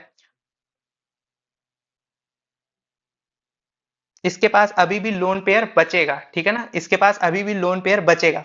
तो जब ऑक्सीजन के पास अभी भी लोन पेयर बचा हुआ है तो इसका मतलब क्या हो गया? इसका मतलब ये है, देखिए, दो दो चार दो छः और ये दो आठ, तो टोटल 8 इलेक्ट्रॉन, मतलब ऑक्टेट है इसका, ठीक है ना। अभी इसने मैक्सिमम ऑक्सीजन कितने बॉन्ड बना सकता है? हमें पता है जो सेकंड पीरियड के एलिमेंट होते हैं वो मैक्सिमम 4 बॉन्ड बना सकते हैं, ठीक है। पर यहाँ पे 3 बॉन्ड बनाया है, यानी इसके पास अभी एक लोन पेयर बचा हुआ रहेगा। तो एक लोन पेयर बचा हुआ है, और अगर इसके पास एक लोन पेयर है तो इस लोन पेयर के कारण ये कैसा काम कर सकता है? न्यूक्लियोफाइल की तरह काम कर सकता है। तो H3O प्लस, यहाँ पे लिख दिया जाए, H3O plus have lone pair of electron for donation, so not act as electrophile, ठीक है। तो ये इलेक्ट्रोफाइल की तरह काम नहीं कर सकता है, ठीक। अब 62 नंबर क्वेश्चन देखेंगे। 62 नंबर क्वेश्चन में बोल रहा है for I minus Cl minus Br minus increasing order of nucleophilicity is. तो इंक्रीजिंग ऑर्डर ऑफ न्यूक्लियोफिलिसिटी हमको बताना है, किसकी न्यूक्लियोफिलिसिटी कैसी रहेगी, ठीक है ना। अब हमको याद रखना है, जो इलेक्ट्रोनिगेटिविटी होती है, electronegativity is inversely proportional to nucleophilicity, ठीक है ना। इलेक्ट्रोनिगेटिविटी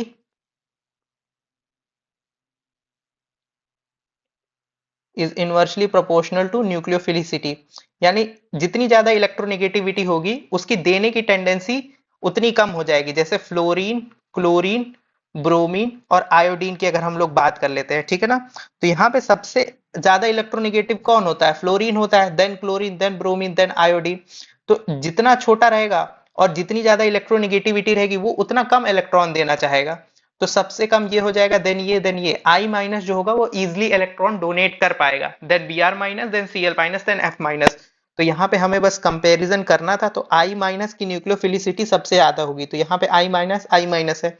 देन उसके बाद कौन होना चाहिए? बी आर माइनस होना चाहिए, तो बी आर माइनस होना चाहिए, then finally C L minus, किस उससे भी कम होनी चाहिए। तो जितना ज्यादा इलेक्ट्रोनिगेटिविटी होती है उसी ऑर्डर में हम लोग न्यूक्लियोफिलिसिटी को भी डिफाइन करते हैं। तो न्यूक्लियोफिलिसिटी और इलेक्ट्रोनिगेटिविटी इनवर्सली प्रोपोर्शनल होते हैं।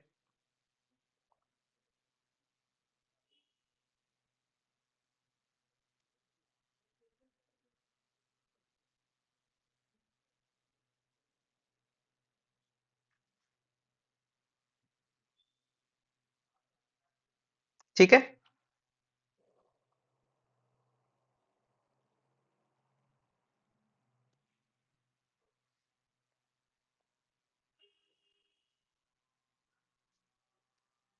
62 62 ये सेम क्वेश्चन है। 63 नंबर क्वेश्चन देख लेते हैं। विच of the following is most stable carbocation या कार्बोनियम आयन? यहाँ पे सबसे ज्यादा स्टेबल कौन सा होगा? तो हम लोग ने ये वाला क्वेश्चन अभी पहले भी किया था कि यहाँ पे 9 अल्फा हाइड्रोजन हो जाते हैं, तो 9 अल्फा हाइड्रोजन के कारण ये रेजोनेंस से भी ज्यादा स्टेबलाइज हो जाता है। यहाँ CH3, यहाँ CH3 और यहाँ CH3, तो टोटल अल्फा हाइड्रोजन यहाँ पे कितने देखने को मिलते हैं? 9 अल्फा हाइड्रोजन हमें देखने को मिल रहे होते हैं। तो 9 अल्फा हाइड्रोजन यहाँ पे देखने को मिल रहे होते हैं, और यहाँ पे हमें क्या देखने को मिल रहा है? यहाँ पे रेजोनेंस देखने को मिल रहा है। तो यूजुअली हम लोग बोलते हैं कि रेजोनेंस की जो कंडीशन होती है वो ज्यादा स्टेबल होती है, पर कहीं पे ऐसी कंडीशन देखने को मिल जाए 9 अल्फा हाइड्रोजन वाली, ठीक है ना, तो ये जो हमारा कहलाता है ये हमारा ज्यादा स्टेबल हो जाता है, रेजोनेंस से भी ज्यादा। ये एक्सपेरिमेंटली आता है, तो हमें बस याद रखना है कि ये जो होता है रेजोनेंस से ज्यादा स्टेबल हो जाता है। बाकी सब में देखेंगे तो यहाँ पे 3 अल्फा हाइड्रोजन है, यहाँ पे देखेंगे तो 6 अल्फा हाइड्रोजन है। तो सबसे ज्यादा अल्फा हाइड्रोजन यहाँ 9 अल्फा हाइड्रोजन जो होता है वो रेजोनेंस से भी ज्यादा स्टेबलाइज माना जाता है। इस वजह से सी ऑप्शन जो होगा वो करेक्ट माना जाएगा। 64 वाला देखते हैं। 64 वाले में बोल रहा है मैक्सिमम स्टेबल, सबसे ज्यादा स्टेबल कौन होगा? तो सबसे पहले वन ब्यूटीन है। वन ब्यूटीन का अगर हम लोग बनाते हैं तो ब्यूट बना लीजिए, 4 कार्बन, डबल बॉन्ड और सबकी वैलेंसी पूरी कर दीजिए। तो यहाँ पे H2 हो जाएगा, यहाँ पे एक बॉन्ड, यहाँ पे CH3 हो जाएगा। उसके बाद यहाँ पे 2 बॉन्ड है तो एक हाइड्रोजन, ठीक है। यहाँ पे 3 बॉन्ड है तो सिर्फ एक हाइड्रोजन लगेगा, ठीक। इसके बाद सिस टू ब्यूटीन, तो यहाँ पे सिस टू ब्यूटीन हमें बताना है। तो CH3 यहाँ पे सिस टू ब्यूटीन ये हमारा तैयार हो गया। उसके बाद ट्रांस टू ब्यूटीन में बना देंगे CH3, C double bond CH3 hydrogen और ये हाइड्रोजन, ठीक है। तो यहाँ पे मैक्सिमम स्टेबल हमें कहाँ देखने को मिलेगा, तो मैक्सिमम स्टेबिलिटी की जब बात करेंगे तो पहले अल्फा हाइड्रोजन से देखते हैं। अल्फा हाइड्रोजन अगर फर्स्ट वाले ऑप्शन में देखेंगे तो अल्फा हाइड्रोजन यहाँ पे ये sp2 हाइब्रिडाइज कार्बन है, इसके बगल वाला कार्बन ये हो जाएगा हमारा। बगल वाले कार्बन के पास हमारा अल्फा कार्बन के पास अल्फा हाइड्रोजन कितने हैं, 2 अल्फा हाइड्रोजन है, तो यहाँ पे अल्फा हाइड्रोजन 2 आ रहे हैं, ठीक है। तो फर्स्ट ऑप्शन में 2 अल्फा हाइड्रोजन देखने को। सेकंड में हम लोग देखेंगे यहाँ पे sp2 हाइब्रिडाइज कार्बन है, यह भी sp2 हाइब्रिडाइज कार्बन है। तो sp2 हाइब्रिडाइज कार्बन के बगल में हमें क्या देखने को मिलता है, बगल में हमें अल्फा कार्बन देखने को मिलता है और वहां पे अल्फा हाइड्रोजन। तो यहाँ पे 6 अल्फा हाइड्रोजन हमें देखने को मिल रहे होंगे, तो 6 अल्फा हाइड्रोजन हमें यहाँ देखने को मिल रहे हैं। सिमिलरली यहाँ पे भी 6 अल्फा हाइड्रोजन देखने को मिल रहे हैं, तो दोनों जगह अब 6 अल्फा हाइड्रोजन देखने को मिल रहा है, ठीक है ना। अब यहाँ पे सिस और ट्रांस में ये देखा गया कि जो ट्रांस की पैकेजिंग होती है, जब हम लोग पैक करते हैं तो ट्रांस की पैकेजिंग थोड़ी ज्यादा अच्छी होती है, ठीक है ना। और ट्रांस की पैकेजिंग भी अच्छी होती है, ट्रांस की स्टेबिलिटी भी अच्छी होती है। ट्रांस की पैकेजिंग, ट्रांस की स्टेबिलिटी दोनों अच्छी होती है, ठीक है ना। ट्रांस की पैकेजिंग और ट्रांस की स्टेबिलिटी दोनों अच्छी होती है, तो ये चीज हमको याद रखना था।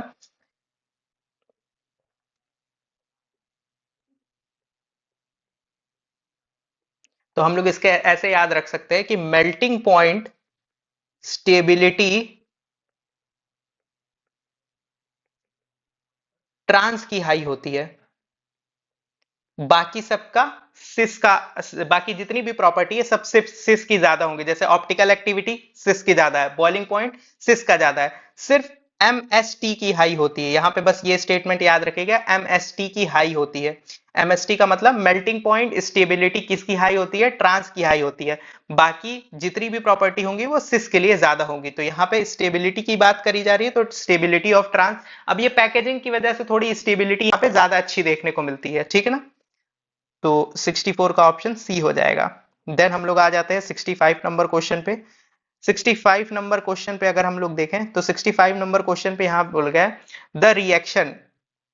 तो यहाँ इस रिएक्शन में क्या हो रहा होगा, तो इस रिएक्शन की जब हम लोग बात करते हैं तो यहाँ पे देखिए, यहाँ पे ये बॉन्ड है, HBr के साथ रिएक्शन करा रहे हैं, तो HBr के साथ रिएक्शन कराएंगे तो स्टेबल कार्बोकेटायन बनेगा, ये बॉन्ड घूमेगा, यहाँ पे क्या आएगा, पॉजिटिव चार्ज। H प्लस होता है, Br माइनस होता है, तो ये कुछ कंडीशन ऐसी रही होगी।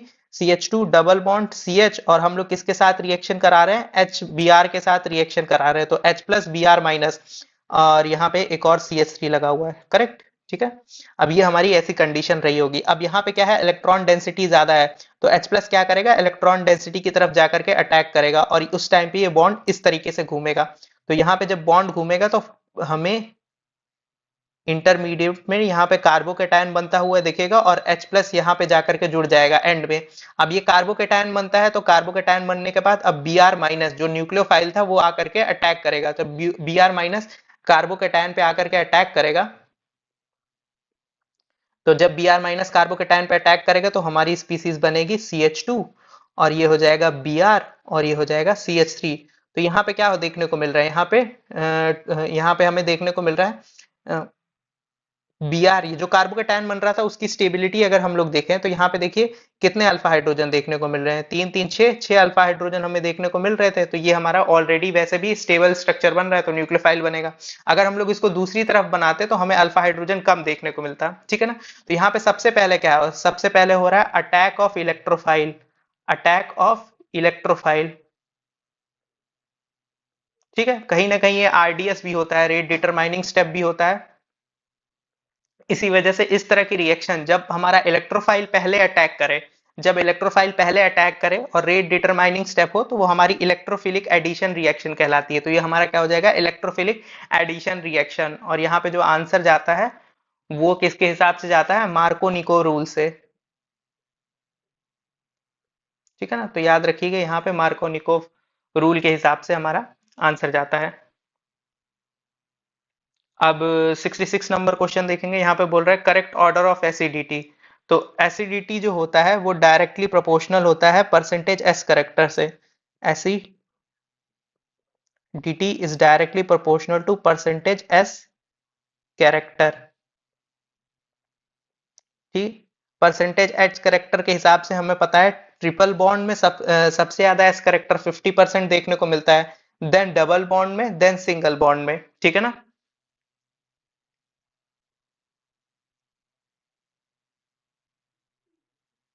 ठीक है। अब यहाँ पे देखिए, यहाँ पे हाइब्रिडाइजेशन sp देखने को मिल रहा है। ठीक है ना, ट्रिपल बॉन्ड देखने को मिल रहा है। यहाँ पे भी sp है, ये sp2 है और ये sp3 है। ठीक है ना, यहाँ पे भी sp है और ये sp2 है और ये sp हाइब्रिडाइजेशन है।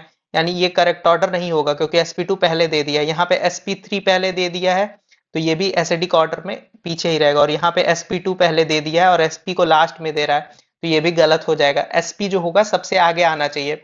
अब यहाँ पे एक और चीज याद रखना है कि जब कभी भी सब्सटीट्यूशन हो जाएगा, तो सब्सटीट्यूशन होने की वजह से क्या होता है, अब देखो एसिडिक ऑर्डर हम लोग बताते कैसे हैं। एसिडिक ऑर्डर जब कभी भी डिफाइन करना हो, जैसे फर्स्ट ए और बी में मैं देख लेता हूँ, CH और CH3, क्योंकि कंफ्यूजन इसी में होगा। ठीक है ना, कि यहाँ पे जब हम लोग डिफाइन करें तो मुझे कैसे पता चलेगा, दोनों sp हाइब्रिडाइज है, दोनों ट्रिपल बॉन्ड है, तो मुझे कैसे पता चलेगा किसकी एसिडिटी ज्यादा है। तो जब कभी भी एसिडिक का हमें ऑर्डर पूछ ले तो आप कॉन्जुगेट बेस बना लिया करा करो और कॉन्जुगेट बेस की स्टेबिलिटी चेक किया करा करो, क्योंकि हमको पता है कोई भी एसिड उतना ज्यादा एसिडिक माना जाएगा जितना उसका कॉन्जुगेट बेस स्टेबल होगा। तो कॉन्जुगेट बेस कैसे बनाते हैं, H+ हटाओ और H+ हटा करके कार्बन के ऊपर क्या ले आ दो, माइनस। अब माइनस लेकर के आओगे, माइनस लेकर के आओगे। ठीक है ना, तो यहाँ पे भी माइनस आया, यहाँ पे भी माइनस आया। अब यहाँ पे जो CH3 लगा है ये क्या लगाएगा, ये प्लस आई इफेक्ट लगाएगा और प्लस आई क्या कर रहा होगा, इस माइनस को डीस्टेबलाइज कर रहा होगा, यानी कॉन्जुगेट बेस कम स्टेबल होगा। अगर कॉन्जुगेट बेस कम स्टेबल है तो वो कम एसिडिक हो जाएगा, यानी उसका एसिडिक नेचर कम अच्छा होगा। वहीं यहाँ पे देखो तो यहाँ पे कोई भी प्लस आई इफेक्ट नहीं लग रहा है, तो प्लस आई इफेक्ट नहीं लग रहा है, इसका मतलब इसका कॉन्जुगेट बेस ज्यादा स्टेबल होगा। तो कॉन्जुगेट बेस जितना ज्यादा स्टेबल उतना ज्यादा एसिडिक नेचर अच्छा होता है। तो इस वजह से ऑप्शन ए जो होगा वो करेक्ट ऑप्शन माना जाएगा। ठीक है। अब 67 नंबर क्वेश्चन पे आ जाओ। 67 नंबर पे पूछा है the pair of electron in the given carb anion is present in the following orbital. तो यहाँ पे जो कार्ब एनायन था CH3 C triple bond C minus, तो ये जो कार्ब एनायन था ये कौन से हाइब्रिडाइज स्टेट में था। तो यहाँ पे अगर हाइब्रिडाइजेशन देखोगे तो इस कार्बन का हाइब्रिडाइजेशन अगर देखा जाएगा तो सिग्मा बॉन्ड, ठीक है ना, एक सिग्मा बॉन्ड है और एक लोन पेयर है। ये निगेटिव चार्ज को हम लोग एज लोन पेयर कंसीडर करेंगे, तो सिग्मा प्लस लोन पेयर से हमारा क्या आता था, हाइब्रिडाइजेशन आता था। ठीक है ना, तो सिग्मा बॉन्ड कितना है, एक, लोन पेयर यानी बोला जाए निगेटिव चार्ज कितना है, एक, तो हमें हाइब्रिडाइजेशन क्या देखने को मिलेगा, sp हाइब्रिडाइजेशन देखने को मिलेगा। तो यहाँ पे हाइब्रिडाइजेशन जो आ रहा होगा वो sp हाइब्रिडाइजेशन देखने को मिल रहा होगा। ठीक है। 68 नंबर क्वेश्चन देख लेते हैं। 68 नंबर क्वेश्चन में हमें बोल रहा है consider the stable hybridization of carbon atom, find out the molecule which is linear. हमें वो बताना है जो लीनियर है। तो लीनियर की कंडीशन याद रखिएगा, लीनियर सिर्फ हम लोग sp हाइब्रिडाइजेशन को बोलते हैं। ठीक है, sp हाइब्रिडाइजेशन जहां देखने को मिलता है उसको हम लोग लीनियर बोलते हैं। क्यों, क्योंकि sp हाइब्रिडाइजेशन में हमें 180 डिग्री का एंगल देखने को मिलता है और 180 डिग्री का मतलब हो गया लीनियर। और कहीं पे अगर बोल दे प्लेनर, तो प्लेनर का मतलब होता है sp2 हाइब्रिडाइजेशन। ठीक है, sp2 हाइब्रिडाइजेशन का मतलब क्या हो गया, 120 डिग्री। ठीक है, तो हमसे लीनियर पूछा है कि प्लेनर पूछा है, हमसे पूछा है लीनियर। तो लीनियर बस वहां खोजिए जहां पे क्या हो, जहां पे हमें sp हाइब्रिडाइजेशन देखने को मिल रहा हो, प्योर sp हाइब्रिडाइजेशन देखने को मिल रहा हो। ठीक है ना, तो यहाँ पे sp2 है, ये भी sp2 है, यहाँ पे ये sp है और ये भी sp है। अब यहाँ पे देखिए, यहाँ पे sp2 भी देखने को मिल रहा है और sp भी देखने को मिल रहा है, तो हम लोग वो वाला चुनेंगे जहां पे सिर्फ sp हाइब्रिडाइजेशन देखने को मिलेगा। यहाँ पे क्या है, यहाँ पे हमें sp2 भी देखने को मिल रहा है, यानी प्लेनर कंडीशन भी देखने को मिल रही है। और प्लेनर का मतलब क्या हो गया, एक प्लेन में है। प्लेनर का मतलब हो गया कि मॉलिक्यूल जो है एक प्लेन में है, वो 180 डिग्री पे नहीं है, लीनियर नहीं है, इस वजह से ये ऑप्शन नहीं माना जाएगा। और यहाँ पे तो कोई ट्रिपल बॉन्ड है ही नहीं, तो ये हो नहीं सकता, यहाँ पे भी ट्रिपल बॉन्ड नहीं है। सिर्फ जहां पे प्योर ट्रिपल बॉन्ड अपने को देखने को मिले, इस वजह से बी ऑप्शन जो होगा वो हमारा माना जाएगा लीनियर स्ट्रक्चर, ठीक है ना। ट्रिपल बॉन्ड हो, डबल बॉन्ड नहीं होना चाहिए मॉलिक्यूल में, ठीक है ना। तो जहां पे ट्रिपल बॉन्ड देखने को मिल रहा हो प्योर एज इट इज, वो हमारा लीनियर मॉलिक्यूल कहलाएगा, ठीक है, sp हाइब्रिडाइजेशन वाला। नेक्स्ट क्वेश्चन देखेंगे, क्वेश्चन नंबर 69। तो क्वेश्चन नंबर 69 में बोल रहा है बेसिक बेस की स्ट्रेंथ हमको बतानी है। तो यहाँ पे बेस की स्ट्रेंथ हमको बतानी थी, ये हमारा लगा हुआ था CH3 ये था, ठीक है। और ये हाइड्रोजन और यहाँ पे माइनस चार्ज था, ठीक है। बेसिक स्ट्रेंथ हमको बतानी है, यहाँ पे CH2 double bond CH minus और लास्ट में था हमारे पास C triple bond C minus. तो यहाँ पे हमें बताना है कौन सबसे ज्यादा बेसिक स्ट्रेंथ किसकी ज्यादा है। तो बेसिक स्ट्रेंथ में हमको बताना है सबसे ज्यादा अच्छी बेसिक स्ट्रेंथ कौन सी होगी, ठीक है। तो यहाँ पे अगर हाइब्रिडाइजेशन देखेंगे तो यहाँ पे sp2 हाइब्रिडाइजेशन है, यहाँ पे sp हाइब्रिडाइजेशन और यहाँ पे देखेंगे तो sp3 हाइब्रिडाइजेशन हमको देखने को मिलेगा, ठीक है ना। तो यहाँ पे sp3 हाइब्रिडाइजेशन हमको देखने को मिल रहा है, ठीक। अब यहाँ पे देखिए कि sp हाइब्रिडाइजेशन यानी इसकी इलेक्ट्रोनेगेटिविटी ज्यादा है। तो इलेक्ट्रोनेगेटिविटी ज्यादा है तो ये क्या इस निगेटिव चार्ज को जाने देगा? नहीं जाने देगा। सिमिलरली फिर ये नहीं जाने देगा और ये सबसे इजीली जाने देगा। तो सबसे ज्यादा बेसिक स्ट्रेंथ हो जाएगी sp3 वाले की, देन sp2, देन sp वाला। क्यों? क्योंकि sp वाले की क्या है, इलेक्ट्रोनेगेटिविटी ज्यादा है। तो इलेक्ट्रोनेगेटिविटी ज्यादा का मतलब क्या होगा कि इलेक्ट्रॉन को खुद के पास रखने की टेंडेंसी ज्यादा है। तो अगर खुद के पास रखेगा तो क्या इजिली डोनेट कर पाएगा? नहीं डोनेट कर पाएगा। तो अगर इजिली डोनेट नहीं कर पाएगा तो क्या वो अच्छा बेस कहलाएगा? नहीं। बेस वो होते हैं जो इजिली डोनेट कर दे इलेक्ट्रॉन, ठीक है ना। तो ये इलेक्ट्रॉन डोनेट नहीं कर पाएगा, इस वजह से सबसे कम बेसिक स्ट्रेंथ थर्ड वाले का, देन सेकंड, देन फर्स्ट सबसे अच्छा फर्स्ट वाला हो जाएगा। इस वजह से बी ऑप्शन जो होगा वो ज्यादा करेक्ट ऑप्शन माना जाएगा, ठीक है ना। अब यहाँ पे 70 नंबर क्वेश्चन में दिया था, 70 नंबर क्वेश्चन में दिया था कंसीडर द फॉलोइंग स्पीसीज और compound the number of compound which obey Huckel rule. तो यहाँ पे कौन सा है जो हकल रूल को फॉलो कर रहा है? हकल रूल का मतलब क्या हो गया? हकल रूल का मतलब होता है 4n+2 पाई इलेक्ट्रॉन, और इसके हिसाब से हम लोग ये बोलते हैं 2 पाई इलेक्ट्रॉन होने चाहिए, 6 पाई इलेक्ट्रॉन होने चाहिए, ठीक है ना। 2 पाई होना चाहिए, 6 पाई होना चाहिए, ठीक। तो हमें बस मल्टीपल मिलना चाहिए जिसमें 4 की टेबल में ना आ रहा हो। जैसे यहाँ पे 2 आ रहा है, 4 की टेबल में नहीं आता, 6 आ रहा है, 4 की टेबल में नहीं आता है। तो हमें बस ये काउंट करना था। तो पहले वाले ऑप्शन में अगर हम लोग काउंट करें 1 2 3 4 5, 5 बॉन्ड है, एक बॉन्ड में 2 इलेक्ट्रॉन, तो 5 2 जा 10 इलेक्ट्रॉन। क्या 10 4 की टेबल में आता है? नहीं आता है। तो इसका मतलब क्या है, ये हकल रूल को क्या करेगा, फॉलो करेगा, ठीक है ना। और ये एरोमेटिक कंपाउंड हो जाएगा, ठीक। सिमिलरली यहाँ पे आ जाइए तो 1 2 3 4 5 6, तो यहाँ पे 6 पाई इलेक्ट्रॉन हो गया। क्या 6 पाई? 6 हमारा 4 की टेबल में आता है, 6 हमारा 4 की टेबल में नहीं आता है, तो ये भी क्या हो जाएगा, एरोमेटिक, और ये भी हमारा फॉलो करेगा हकल रूल को। थर्ड ऑप्शन में आ जाइए 1 2 3 4, 4, ठीक है ना। चाहे आप ऐसे इलेक्ट्रॉन काउंट कर लीजिए, चाहे नंबर ऑफ बॉन्ड काउंट करके उसको 2 से मल्टीप्लाई कर दीजिए। जहां जैसे यहाँ पे 2 बॉन्ड थे तो 2 से मल्टीप्लाई करेंगे तो 4 इलेक्ट्रॉन आ जाएंगे। तो 4 4 की टेबल में आता है, यानी ये एंटी एरोमेटिक हो जाएगा, ये हकल रूल को फॉलो नहीं करेगा, ठीक है ना। सिमिलरली आप आ जाइए क्वेश्चन नंबर क्या कहते हैं फोर्थ में। यहाँ पे भी देखिए 1 2 3 4, तो 4 हो गया, 4 इलेक्ट्रॉन हो गए। 4 इलेक्ट्रॉन का मतलब क्या हो गया, ये भी 4 की टेबल में आ रहा है, 4 4 की टेबल में आता ही है, तो ये भी हमारा एंटी एरोमेटिक हो जाएगा, ठीक है।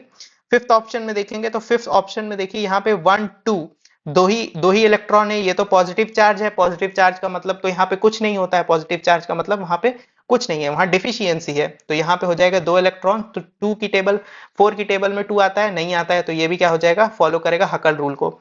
अब आ जाइए यहाँ पे क्या कहते हैं यहाँ पे इलेक्ट्रॉन काउंट करेंगे, 2 2 4 2 6 2 8, यहाँ पे 8 पाई इलेक्ट्रॉन तो हो दिख रहा है आपको। तो बोलेगा 8 तो आता है 4 की टेबल में, 4 2 जा 8, पर यहाँ पे ये जो ऑक्टेन का स्ट्रक्चर बनता है, साइक्लो ऑक्टा टेट्राईन इसको बोलते हैं, ठीक है ना। तो ये क्या होता है, बोट लाइट स्ट्रक्चर होता है। तो बोट लाइट स्ट्रक्चर होने की वजह से ये जो होता है, बोट लाइट स्ट्रक्चर होने की वजह से यहाँ पे हमें ये देखने को मिलता है कि ये जो होता है ये नॉन प्लेनर हो जाता है, ठीक है ना, यानी ये एंटी एरोमेटिक ना होकर के ये नॉन एरोमेटिक हो जाता है, ठीक है ना। तो इस वजह से ये जो होता है नॉन एरोमेटिक हो जाता है। अब यहाँ पे देखिए ये तो ये भी नहीं फॉलो करेगा, ठीक है। ठीक है, अब यहाँ पे आ जाइए, 1 2 3 4 5 6 7 8 9 10 11 12 13 14, तो 14 इलेक्ट्रॉन है, क्या 14 4 की टेबल में आता है? नहीं आता है, तो ये भी क्या हो जाएगा, ये भी हमारा हकल रूल को फॉलो करेगा, ठीक है ना। ये भी हमारा हकल रूल को फॉलो करेगा। तो इस हिसाब से कितने मॉलिक्यूल हैं जो हकल रूल को फॉलो कर रहे हैं? 1 2 3 एंड 4। तो यहाँ पे आंसर जाएगा 4, which is option number C, ठीक है। अब 71 को देखेंगे। 71 वाले क्वेश्चन में हमसे बोल रहा है which compound among the following is not an aromatic compound, इनमें से कौन सा एरोमेटिक नहीं है? तो यहाँ पे देखिए, यहाँ पे कितने बॉन्ड हैं? 2, तो 2 × 2, 2 2 जा 4 पाई, 2 2 जा 4 पाई इलेक्ट्रॉन। तो 4 पाई इलेक्ट्रॉन का मतलब एंटी एरोमेटिक हो गया, ठीक है ना। यहाँ पे देखिए 1 2 3, 3 × 2, 3 2 जा 6, 6 पाई इलेक्ट्रॉन का मतलब क्या हो गया कि ये एरोमेटिक है। सिमिलरली यहाँ पे एक बॉन्ड है, एक बॉन्ड का मतलब 1 × 2 यानी 2 पाई इलेक्ट्रॉन, तो ये क्या हो जाएगा, एरोमेटिक हो जाएगा, ठीक है ना। यहाँ पे देखिए एक कार्बन क्या है, sp3 हाइब्रिडाइज है, तो sp3 हाइब्रिडाइज का मतलब क्या हो गया कि यहाँ पे एरोमेटिसिटी और नॉन एरोमेटिसिटी और एंटी एरोमेटिसिटी तो मिलेगी ही नहीं। तो यहाँ पे नॉन एरो नॉट एरोमेटिक का मतलब वही नॉन एरोमेटिक था, तो इस वजह से डी ऑप्शन करेक्ट माना जाएगा, क्योंकि ये क्या है, नॉट एरोमेटिक है, ठीक है ना। यहाँ पे sp3 हाइब्रिडाइज है, तो ये को प्लेनैरिटी में ही नहीं आते हैं। देखो बाकी सब जगह हमें एक कंडीशन तो फुलफिल होती हुई मिलेगी, क्या, कि सबका हाइब्रिडाइजेशन sp2 है, पर यहाँ पे sp2 हाइब्रिडाइजेशन ही नहीं देखने को मिलेगा, यानी ये प्लेन में ही नहीं है। तो जब प्लेन में ही नहीं है तो एरोमेटिसिटी की बात ही कहां से आएगी, ठीक है ना। एरोमेटिक एंटी एरोमेटिक तो बात की बात हो जाती है जब पहली कंडीशन फुलफिल हो जाती है, तो यहाँ पे फर्स्ट कंडीशन ही नहीं मेट हो रही, इस वजह से डी ऑप्शन माना जाएगा कि कंपाउंड ही एरोमेटिक नहीं है। यहाँ पे एरोमेटिसिटी की बात करना ही गलत हो जाएगा, ठीक है ना। यहाँ पे पूछा हुआ था in which of the following molecule all the atoms are coplanar, कहाँ पे हमारे सारे एटम्स जो हैं वो कोप्लेनर हैं। तो कोप्लेनरिटी के लिए अभी मैंने लिखा था कि कहीं पे अगर लिखा रहे लीनियर, लीनियर का मतलब पूरे मॉलिक्यूल में हमें क्या ढूंढना है, sp हाइब्रिडाइजेशन, पूरे मॉलिक्यूल में sp हाइब्रिडाइजेशन हमको मिलना चाहिए। और कहीं पे नाम ले ले क्या, प्लेनर, तो प्लेनर का मतलब क्या होना चाहिए, कंपाउंड में सब जगह क्या हो जाए, sp2 हाइब्रिडाइजेशन हमें देखने को मिले। तो यहाँ पे देखिए, यहाँ पे इस कार्बन का हाइब्रिडाइजेशन sp2, ये भी sp2, ये भी sp2, ये भी sp2, ये भी sp2 हो जाएगा, ठीक है ना। यहाँ पे ये भी sp2, ये भी sp2, ये भी sp2, ये भी sp2 और ये भी sp2, यानी ओवरऑल मॉलिक्यूल जो है वो sp2 हाइब्रिडाइज है। तो जब सारे के सारे sp2 हाइब्रिडाइज हैं तो सबका बॉन्ड एंगल 120 डिग्री हो जाएगा, यानी सारे के सारे एक ही प्लेन में रहेंगे, ठीक है ना। यानी ये जो स्ट्रक्चर है हमारा बेंजीन वाला, ये एक ही प्लेन में है। तो जब एक प्लेन में है तो इस वजह से ये क्या कहलाएगा, कोप्लेनर कहलाएगा, ठीक है ना। इस वजह से ये ऑप्शन करेक्ट माना जाएगा। दूसरा देखिए, यहाँ पे हाइब्रिडाइजेशन देखेंगे sp3 आ जाएगा, sp3 का मतलब क्या होगा, प्लेन के बाहर चला गया है, यहाँ बॉन्ड एंगल 109 डिग्री 28 मिनट आएगा, तो ये बाहर चला जा रहा है, ये भी हमारा नॉन प्लेनर होगा। सिमिलरली यहाँ पे भी देखेंगे तो यहाँ पे ट्रिपल बॉन्ड यहाँ Cn के बीच में देखने को मिलेगा, और यहाँ पे sp3 हाइब्रिडाइजेशन देखने को मिल जाएगा, तो अगेन sp3 हो गया, नॉन प्लेनर हो जाएगा। सिमिलरली यहाँ पे भी sp3 देखने को मिलेगा, तो क्या हो जाएगा, नॉन प्लेनर हो जाएगा। इस वजह से A option is the correct option. 73 number question यहाँ पे पूछा है which of the following chemical system is not aromatic, तो एरोमेटिक जहां पे नहीं होगा वहां पे sp3 हाइब्रिडाइजेशन देखने को मिलेगा। तो यहाँ पे देखिए, यहाँ पे sp3 हाइब्रिडाइजेशन हमको देखने को मिल रहा है, तो जहां पे हमें sp3 हाइब्रिडाइजेशन देखने को मिलता है वो हमारा क्या हो जाता है, नॉट एरोमेटिक की कंडीशन में आ जाता है, ठीक है ना। तो बाकी सब में देखेंगे तो बाकी सब में बोलेंगे तो कि यहाँ पे देखिए 1 2 3 4 5 6, 6 का मतलब क्या होगा, 6 पाई इलेक्ट्रॉन, 6 पाई इलेक्ट्रॉन 6 4 की टेबल में आता है, नहीं आता है, इस मतलब इससे ये क्या हो जाएगा, एरोमेटिक हो जाएगा। सिमिलरली यहाँ पे देखिए 1 2 3 4 5, 5 × 2, 5 2 जा 10, 10 पाई इलेक्ट्रॉन हो जाएगा, 10 4 की टेबल में नहीं आता है, तो ये भी क्या हो जाएगा, एरोमेटिक। अब यहाँ पे देखिए सल्फर के ऊपर लोन पेयर होता है, ठीक है ना, तो इस सल्फर का एक लोन पेयर रेजोनेंस में पार्टिसिपेट कर रहा होगा, यानी एक लोन पेयर लोकलाइज्ड होगा और एक लोन पेयर डी लोकलाइज्ड होगा। तो यहाँ पे जब एरोमेटिसिटी के लिए काउंट करेंगे तो 2 2 4 और 2 6, तो 6 पाई इलेक्ट्रॉन हम लोग काउंट करेंगे, तो 6 पाई इलेक्ट्रॉन का मतलब एरोमेटिक हो गया, ठीक है ना। तो तीनों कंडीशन में कैसी कंडीशन आ रही है, एरोमेटिक एरोमेटिक एरोमेटिक। सिर्फ यहाँ पे sp3 हाइब्रिडाइजेशन देखने को मिलेगा, जिसकी वजह से पहली कंडीशन जो होती है एरोमेटिसिटी की, यानी पहली कंडीशन जो होती है वही फेल कर जाती है। तो हम जब भी एरोमेटिक देखते हैं ना, तो पहले मॉलिक्यूल कोप्लेनर होना चाहिए, यानी सारे के सारे sp2 हाइब्रिडाइज होने चाहिए। तो यहाँ पे sp3 हाइब्रिडाइज है, इस वजह से ये ऑप्शन करेक्ट माना जाएगा, क्योंकि ये क्या हो जाएगा, नॉट एरोमेटिक हो जाएगा, sp3 कार्बन मिल गया हमको, ठीक है। 74 वाला देखेंगे, 74 वाले में बोल रहा है the order of decreasing reactivity towards electrophilic reagent for following would be, यहाँ रिएक्टिविटी का ऑर्डर लिखना है टुवर्ड्स इलेक्ट्रोफाइल, तो जो इलेक्ट्रोफाइल आ रहा है उसके हिसाब से हमको ऑर्डर लिखना है, ठीक है। तो पहला बेंजीन था, दूसरा टॉल्वीन है CH3, तीसरा क्लोरोबेंजीन है, और चौथा फिनॉल है,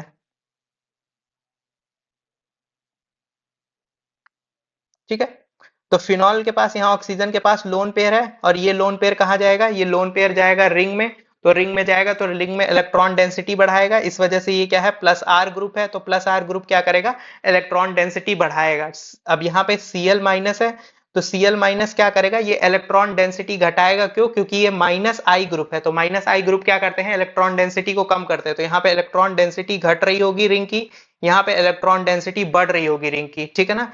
ये कैसा ग्रुप है, ये हमारा प्लस आई ग्रुप है, या फिर प्लस एच ग्रुप भी बोल सकते हो। तो प्लस आई या प्लस एच ग्रुप जो है, ये हमारा क्या करता है, ये भी इलेक्ट्रॉन डेंसिटी को बढ़ाता है, but not compare two plus are effect. जो रेजोनेंस वाला इफेक्ट होता है वो स्ट्रॉन्ग इफेक्ट माना जाता है इंडक्टिव इफेक्ट से, और यहाँ पे कोई इफेक्ट ऑपरेट ही नहीं कर रहा है। तो सबसे अच्छा अगर माना जाएगा, तो सबसे अच्छा डी ऑप्शन माना जाएगा, इलेक्ट्रोफाइल। कोई भी इलेक्ट्रोफाइल आएगा, मान लो इलेक्ट्रोफाइल हमने छोड़ दिया, जिसको इलेक्ट्रॉन की जरूरत है, तो वो कहाँ जाएगा, जहां पे इलेक्ट्रॉन भर भर के है रिंग में, वहां पे, ठीक है ना। तो वो सबसे पहले डी ऑप्शन के पास जाएगा, फिर कहां पे जाएगा, फिर उसके बाद जाएगा बी ऑप्शन के पास। तो डी के बाद हमारा बी ऑप्शन आएगा।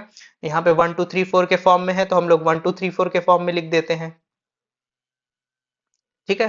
तो यहाँ पे अगर देखें, तो सबसे पहले हमारा ये फोर्थ था, ये हमारा थर्ड था, सेकंड, और ये फर्स्ट। तो सबसे पहले फोर्थ वाले के पास जाएगा, देन सेकंड वाले ऑप्शन के पास जाएगा, क्योंकि यहाँ पे CH3 है, आई इफेक्ट ऑपरेट कर रहा है, प्लस आई इफेक्ट, ठीक है ना, तो इसके पास जाएगा। देन फर्स्ट ऑप्शन के पास जाएगा, क्योंकि उस पर कोई इफेक्ट ऑपरेट नहीं कर रहा है। देन लास्टली हमारा थर्ड ऑप्शन के पास जाएगा, क्यों, क्योंकि वहां पे माइनस आई इफेक्ट लग रहा है। तो थर्ड ऑप्शन सबसे पीछे आना चाहिए, फिर उसके बाद फर्स्ट ऑप्शन आना चाहिए, फिर सेकंड ऑप्शन आना चाहिए। तो इस हिसाब से third option would be correct option, ठीक है।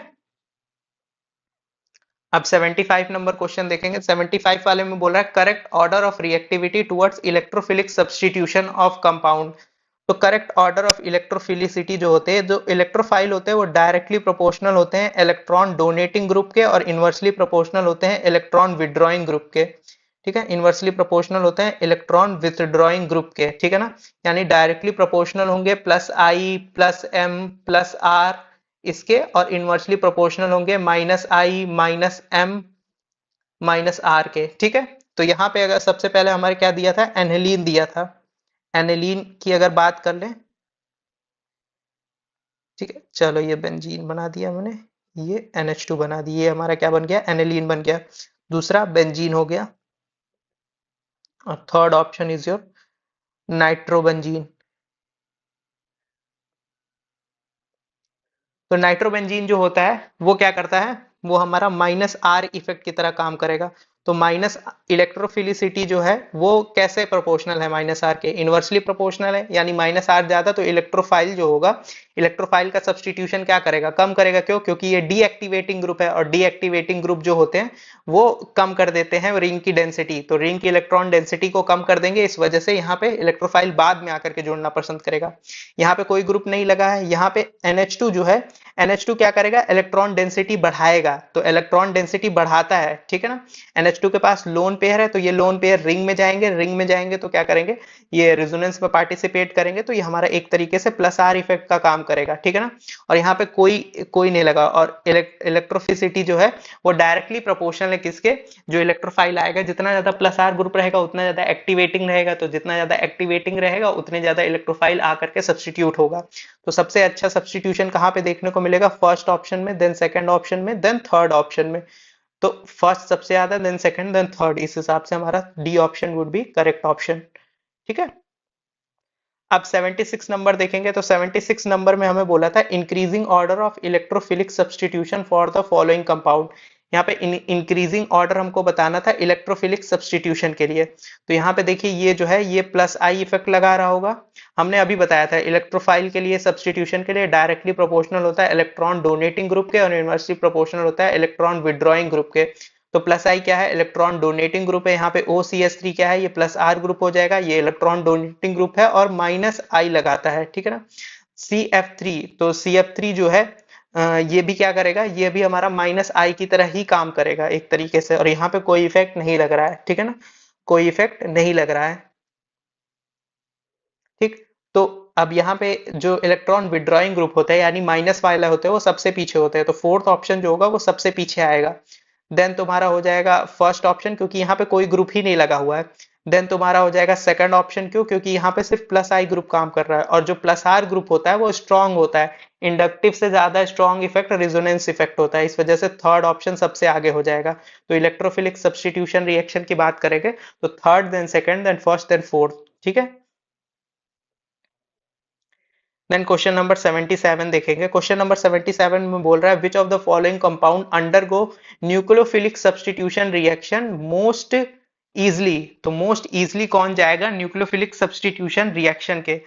तो जो न्यूक्लियोफिलिक सब्सटीट्यूशन रिएक्शन होती है वो डायरेक्टली प्रोपोर्शनल होती है इलेक्ट्रॉन विड्रॉइंग ग्रुप के, और इनवर्सली प्रोपोर्शनल होती हैं इलेक्ट्रॉन डोनेटिंग ग्रुप के,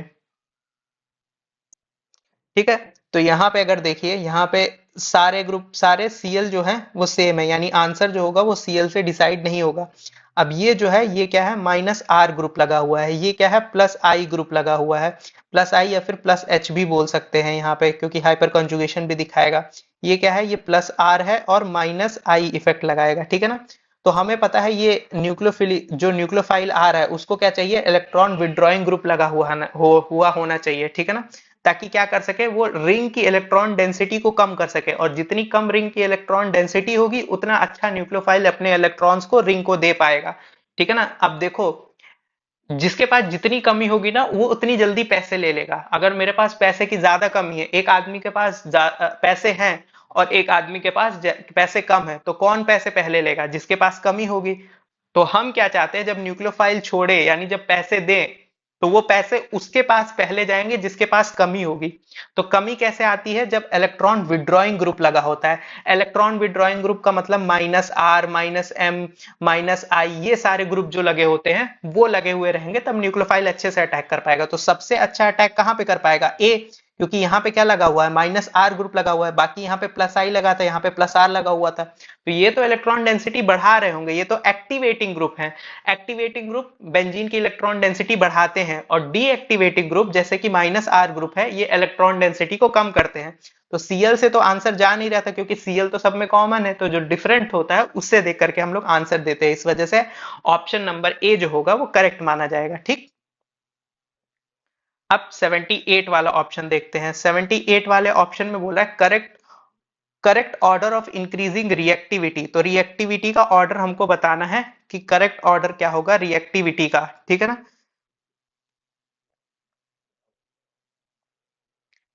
तो यहाँ पे बोल रहा है कि CX reactivity of CX bond towards nucleophile in the following compound. तो यहाँ पे न्यूक्लियोफाइल फॉलोइंग कंपाउंड में हमारा पूछ रहा है कि कहाँ पे न्यूक्लियोफाइल अच्छे से जा करके अटैक कर पाएगा, ठीक है ना, जहां पे CX बॉन्ड में डिफरेंस होगा, ठीक है ना। अब जब भी न्यूक्लियोफाइल छोड़ेंगे तो न्यूक्लियोफाइल क्या करना चाहेगा, इस एक्स को हटा करके यहाँ पे अपने इलेक्ट्रॉन्स को डोनेट करना चाहेगा, सिमिलरली इस एक्स को हटा करके यहाँ पे डोनेट करना चाहेगा, यहाँ पे डोनेट करना चाहेगा और यहाँ पे डोनेट करना चाहेगा, ये सब जगह हमारा आना चाहेगा, ठीक है, ये सभी कंडीशन में आना चाहेगा, ठीक। अब जब न्यूक्लियोफाइल आना चाहेगा तो यहाँ पे क्या बना होगा, यहाँ पे बने होंगे कार्बोकेटायन। मान लो X माइनस निकल गया, यहाँ पे प्लस आएगा, यहाँ पे प्लस आएगा, यहाँ पे एराइल के ऊपर आया, यहाँ पे भी एराइल के ऊपर प्लस आएगा, ठीक है ना। तो X जब हट जाएगा तो यहाँ पे सब में एराइल के ऊपर क्या आएगा, प्लस आएगा। तो इस वजह से जब एराइल के ऊपर प्लस आता है तो वो थोड़ा कम स्टेबल माना जाता है, ठीक है। यहाँ पे देखिए, अब यहाँ पे अल्फा हाइड्रोजन अगर देखा जाएगा तो अल्फा हाइड्रोजन यहाँ पे देखेंगे कार्बोकेटायन के ऊपर, तो कार्बोकेटायन के ऊपर यहाँ पे कितने ग्रुप लगे हुए हैं, तो टोटल 9 अल्फा हाइड्रोजन यहाँ देखने को मिलेंगे, यहाँ पे टोटल 6 अल्फा हाइड्रोजन देखने को मिलेंगे। यहाँ पे देखिए बेंजीन के डायरेक्टली ऊपर क्या आ गया, बेंजीन के डायरेक्टली ऊपर प्लस आ गया, तो ये जो होता है थोड़ा कम स्टेबल माना जाता है। हम लोग बोलते हैं जब कभी भी स्टेबिलिटी की बात करेंगे तो एराइल और जो विनाइल कार्बोकेटायन होते हैं वो सबसे कम स्टेबल होते हैं। तो सबसे कम स्टेबल होंगे तो वो सबसे कम रिएक्टिव भी होंगे। इस वजह से जो एराइल वाला है वो तो सबसे पीछे आ जाएगा, देन एराइल विथ NO2 आ जाएगा। क्यों? क्योंकि ये इसको और अनस्टेबलाइज कर रहे होंगे, दो दो माइनस आर ग्रुप लगे हुए हैं। तो माइनस आर ग्रुप क्या कर रहा होगा, माइनस आर ग्रुप और डीएक्टिवेट कर रहा होगा, तो और क्या कहते हैं, रिएक्शन को कम करेगा, क्योंकि स्टेबलाइजेशन को और कम कर रहा है, ठीक है ना। तो ये हमारा यहाँ पे आ जाएगा। फिर उसके बाद यहाँ पे अल्फा हाइड्रोजन से हम लोग देखेंगे तो सबसे ज्यादा अल्फा हाइड्रोजन थर्ड वाले के पास है, तो सबसे ज्यादा कार्बोकेटायन यहाँ पे स्टेबल होगा। और फिर हम लोग देखेंगे फोर्थ ऑप्शन, तो फोर्थ ऑप्शन बीच में आएगा, ठीक है ना। तो अल्फा हाइड्रोजन से हम लोग यहाँ पे आंसर देख रहे हैं, ठीक है। नेक्स्ट ऑप्शन देखेंगे क्वेश्चन नंबर 79 में। तो क्वेश्चन नंबर 79 में है यहाँ reactivity of halides for dehydrohalogenation. तो डीहाइड्रोहेलोजिनेशन में हम लोग देख रहे हैं कि रिएक्टिविटी का ऑर्डर क्या होगा, ठीक है ना। तो जब डीहाइड्रोहेलोजिनेशन की बात करते हैं, यानी हमें क्या करना है, हेलोजिनेशन को मतलब हाइड्रोजन को निकाल करके देखना है। तो यहाँ पे जब हम लोग देखते हैं तो डीहाइड्रोहेलोजिनेशन में यहाँ पे जो Ri होता है, तो Ri के बीच में बॉन्ड लेंथ ज्यादा है। क्यों? क्योंकि I माइनस जो होता है उसका साइज बड़ा होता है। और वहीं फ्लोरीन की बात करोगे तो RF का साइज जो होता है वो ऑलमोस्ट सिमिलर होता है, तो जिसकी वजह से इलेक्ट्रॉन डेंसिटी, ये जो फ्लोरीन होता है वो काफी स्ट्रॉन्ग बॉन्ड बना करके रखता है, क्योंकि दोनों सेम पीरियड के हैं तो ऑलमोस्ट सिमिलर साइज देखने को मिलती है। तो यहां से जो हेलोजन होगा वो इजिली नहीं निकलेगा। और आयोडीन वाला जो है वो जो रहेगा, वो आयोडीन जो है वो इजिली अपने आप को निकाल पाएगा। तो जब आयोडीन खुद को इजिली निकाल पाएगा तो वो क्या करेगा, ज्यादा अच्छे से डीहाइड्रोहेलोजिनेशन दिखा पाएगा। और वहीं फ्लोरीन की बात करेंगे तो फ्लोरीन जो है वो चूंकि साइज ऑलमोस्ट सेम है, तो साइज ऑलमोस्ट सेम होने की वजह से यहाँ पे डीहाइड्रोहेलोजिनेशन उतना अच्छे से नहीं दिखा पाता है, ठीक है। तो I माइनस आराम से निकल जाएगा, फ्लोरीन नहीं निकल पाएगा। क्यों? क्योंकि साइज जो है कार्बन के ऑलमोस्ट सिमिलर होती है, सेम नहीं होती है, सिमिलर होती है, ठीक है ना। तो वो इतनी इजिली नहीं निकल पाएगा। इस वजह से सबसे पहले Ri निकलेगा, then Cl, then Br, then F, ठीक है ना। साइज के बेसिस पे हमारा आंसर जाएगा, ठीक है ना। इस वजह से बी ऑप्शन करेक्ट ऑप्शन हो जाएगा। Which of the following is most reactive towards nucleophilic addition reaction. तो अगेन न्यूक्लियोफिलिक एडिशन रिएक्शन के लिए हमने क्या बोला था, directly proportional to electron withdrawing group और inversely proportional to electron donating group, या फिर directly proportional to deactivating group,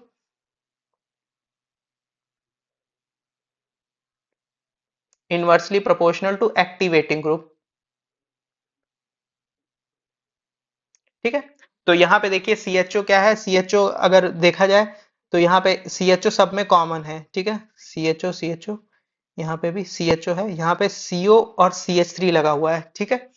अब जब न्यूक्लियोफाइल छोड़ेंगे तो देखिए यहाँ पे जब CHO कॉमन है तो वहां पे तो आंसर जाएगी नहीं। यहाँ पे CH3 क्या है, ये प्लस I या फिर प्लस H लगाएगा, ठीक है।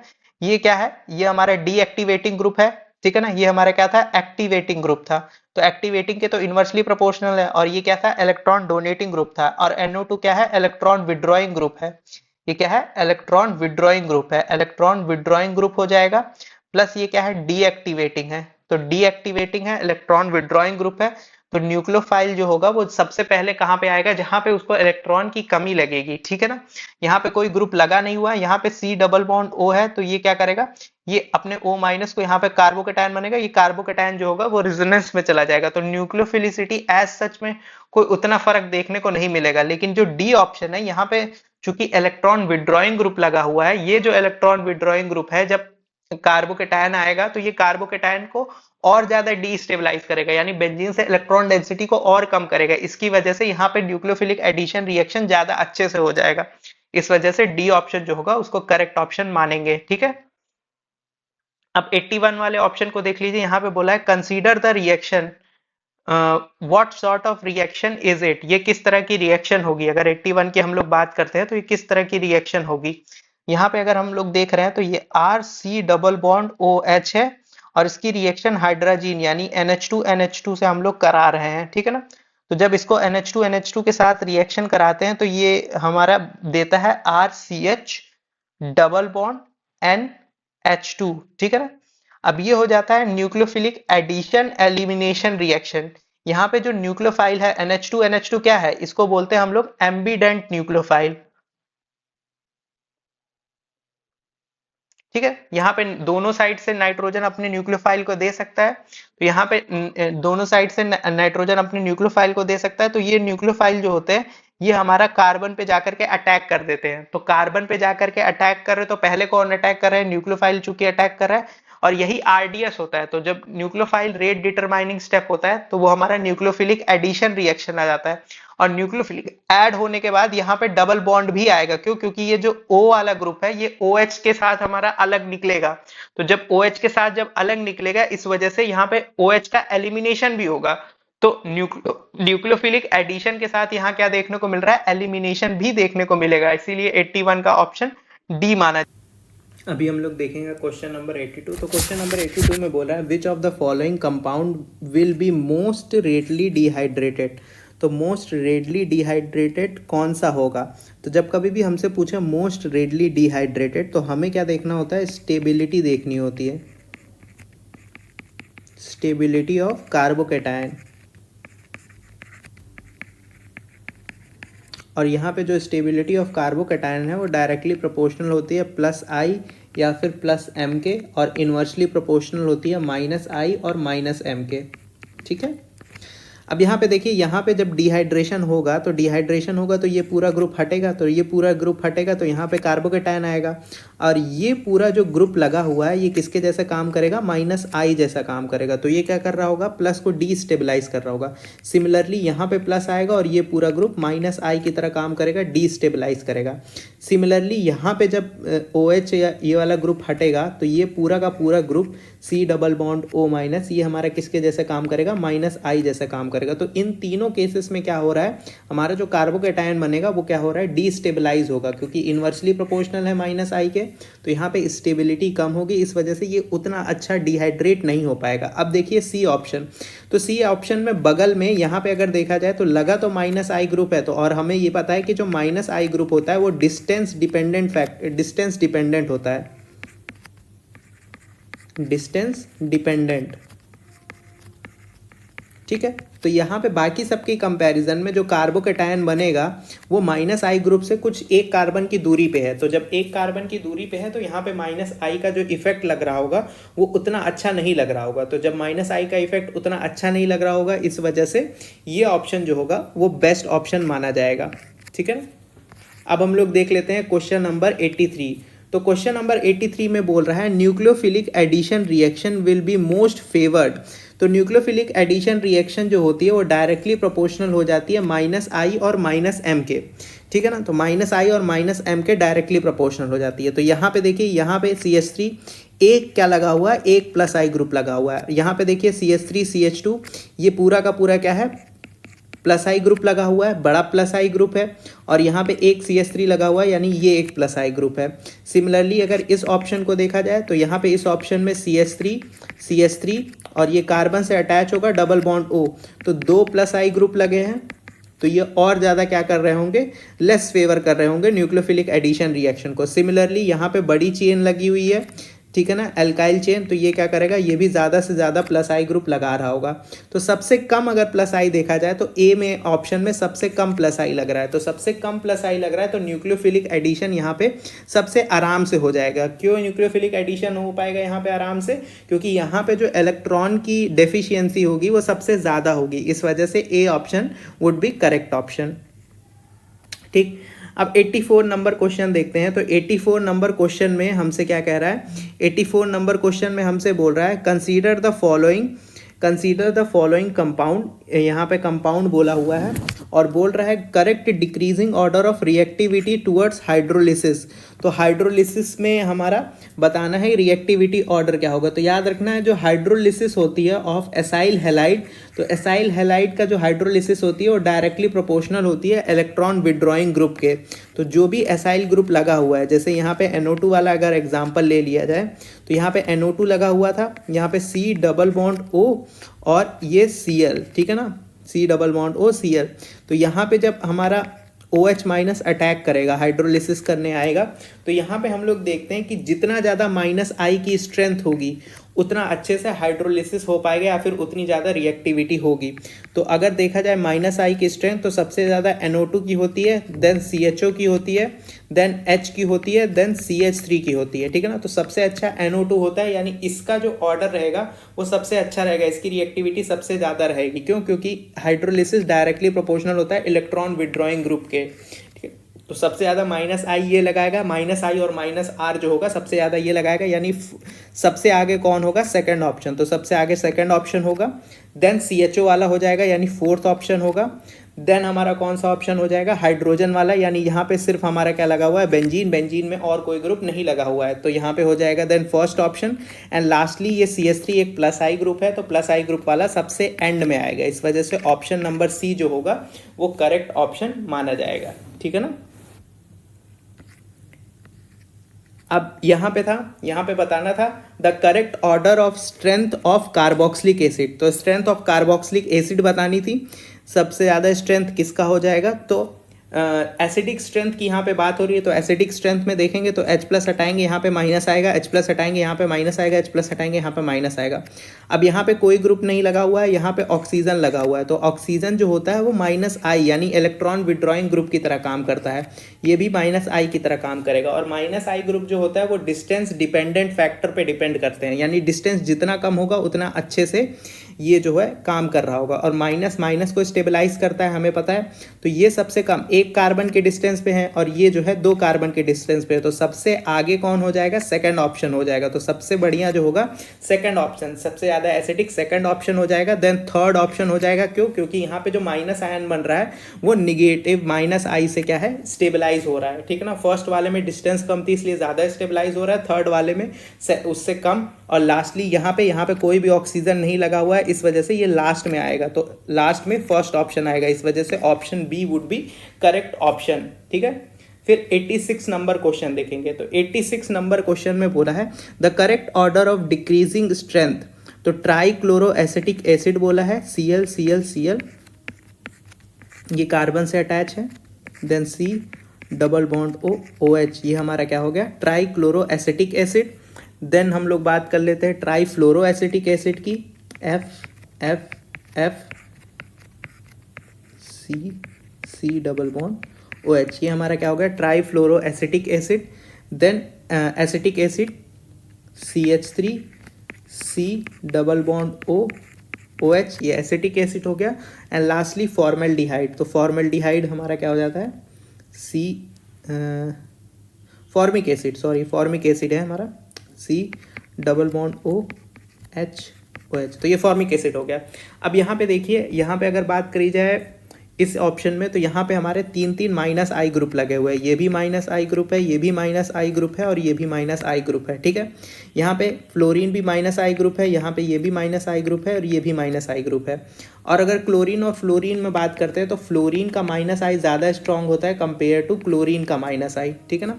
फ्लोरीन के -I से ज़्यादा स्ट्रॉन्ग कौन होता है, क्लोरीन का -I इफेक्ट हमारा जो होता है वो ज़्यादा स्ट्रॉन्ग हो जाता है, ठीक है। तो यहाँ पे -I का ऑर्डर अगर हम लोग देखेंगे तो जो इसको A option, B option, C option, D option, तो H+ हटाओगे यहाँ पे माइनस आएगा, H+ हटाओगे यहाँ पे माइनस आएगा, तो यहाँ पे जो माइनस होगा यानी B ऑप्शन पे वो ज़्यादा स्टेबलाइज कर रहा होगा, क्योंकि माइनस को माइनस स्टेबलाइज करता है। दूसरा चीज़ यहाँ पे -I का स्ट्रेंथ ज़्यादा है, तो B ऑप्शन जो होगा वो सबसे आगे होगा, सबसे ज़्यादा एसिडिक B ऑप्शन हो जाएगा, ठीक है ना, क्योंकि वहाँ पे ज़्यादा स्ट्रॉन्ग -I लगा हुआ है। देन A ऑप्शन हो जाएगा, वहाँ पे जो -I लगा हुआ है वो थोड़ा सा लेस स्ट्रॉन्ग है।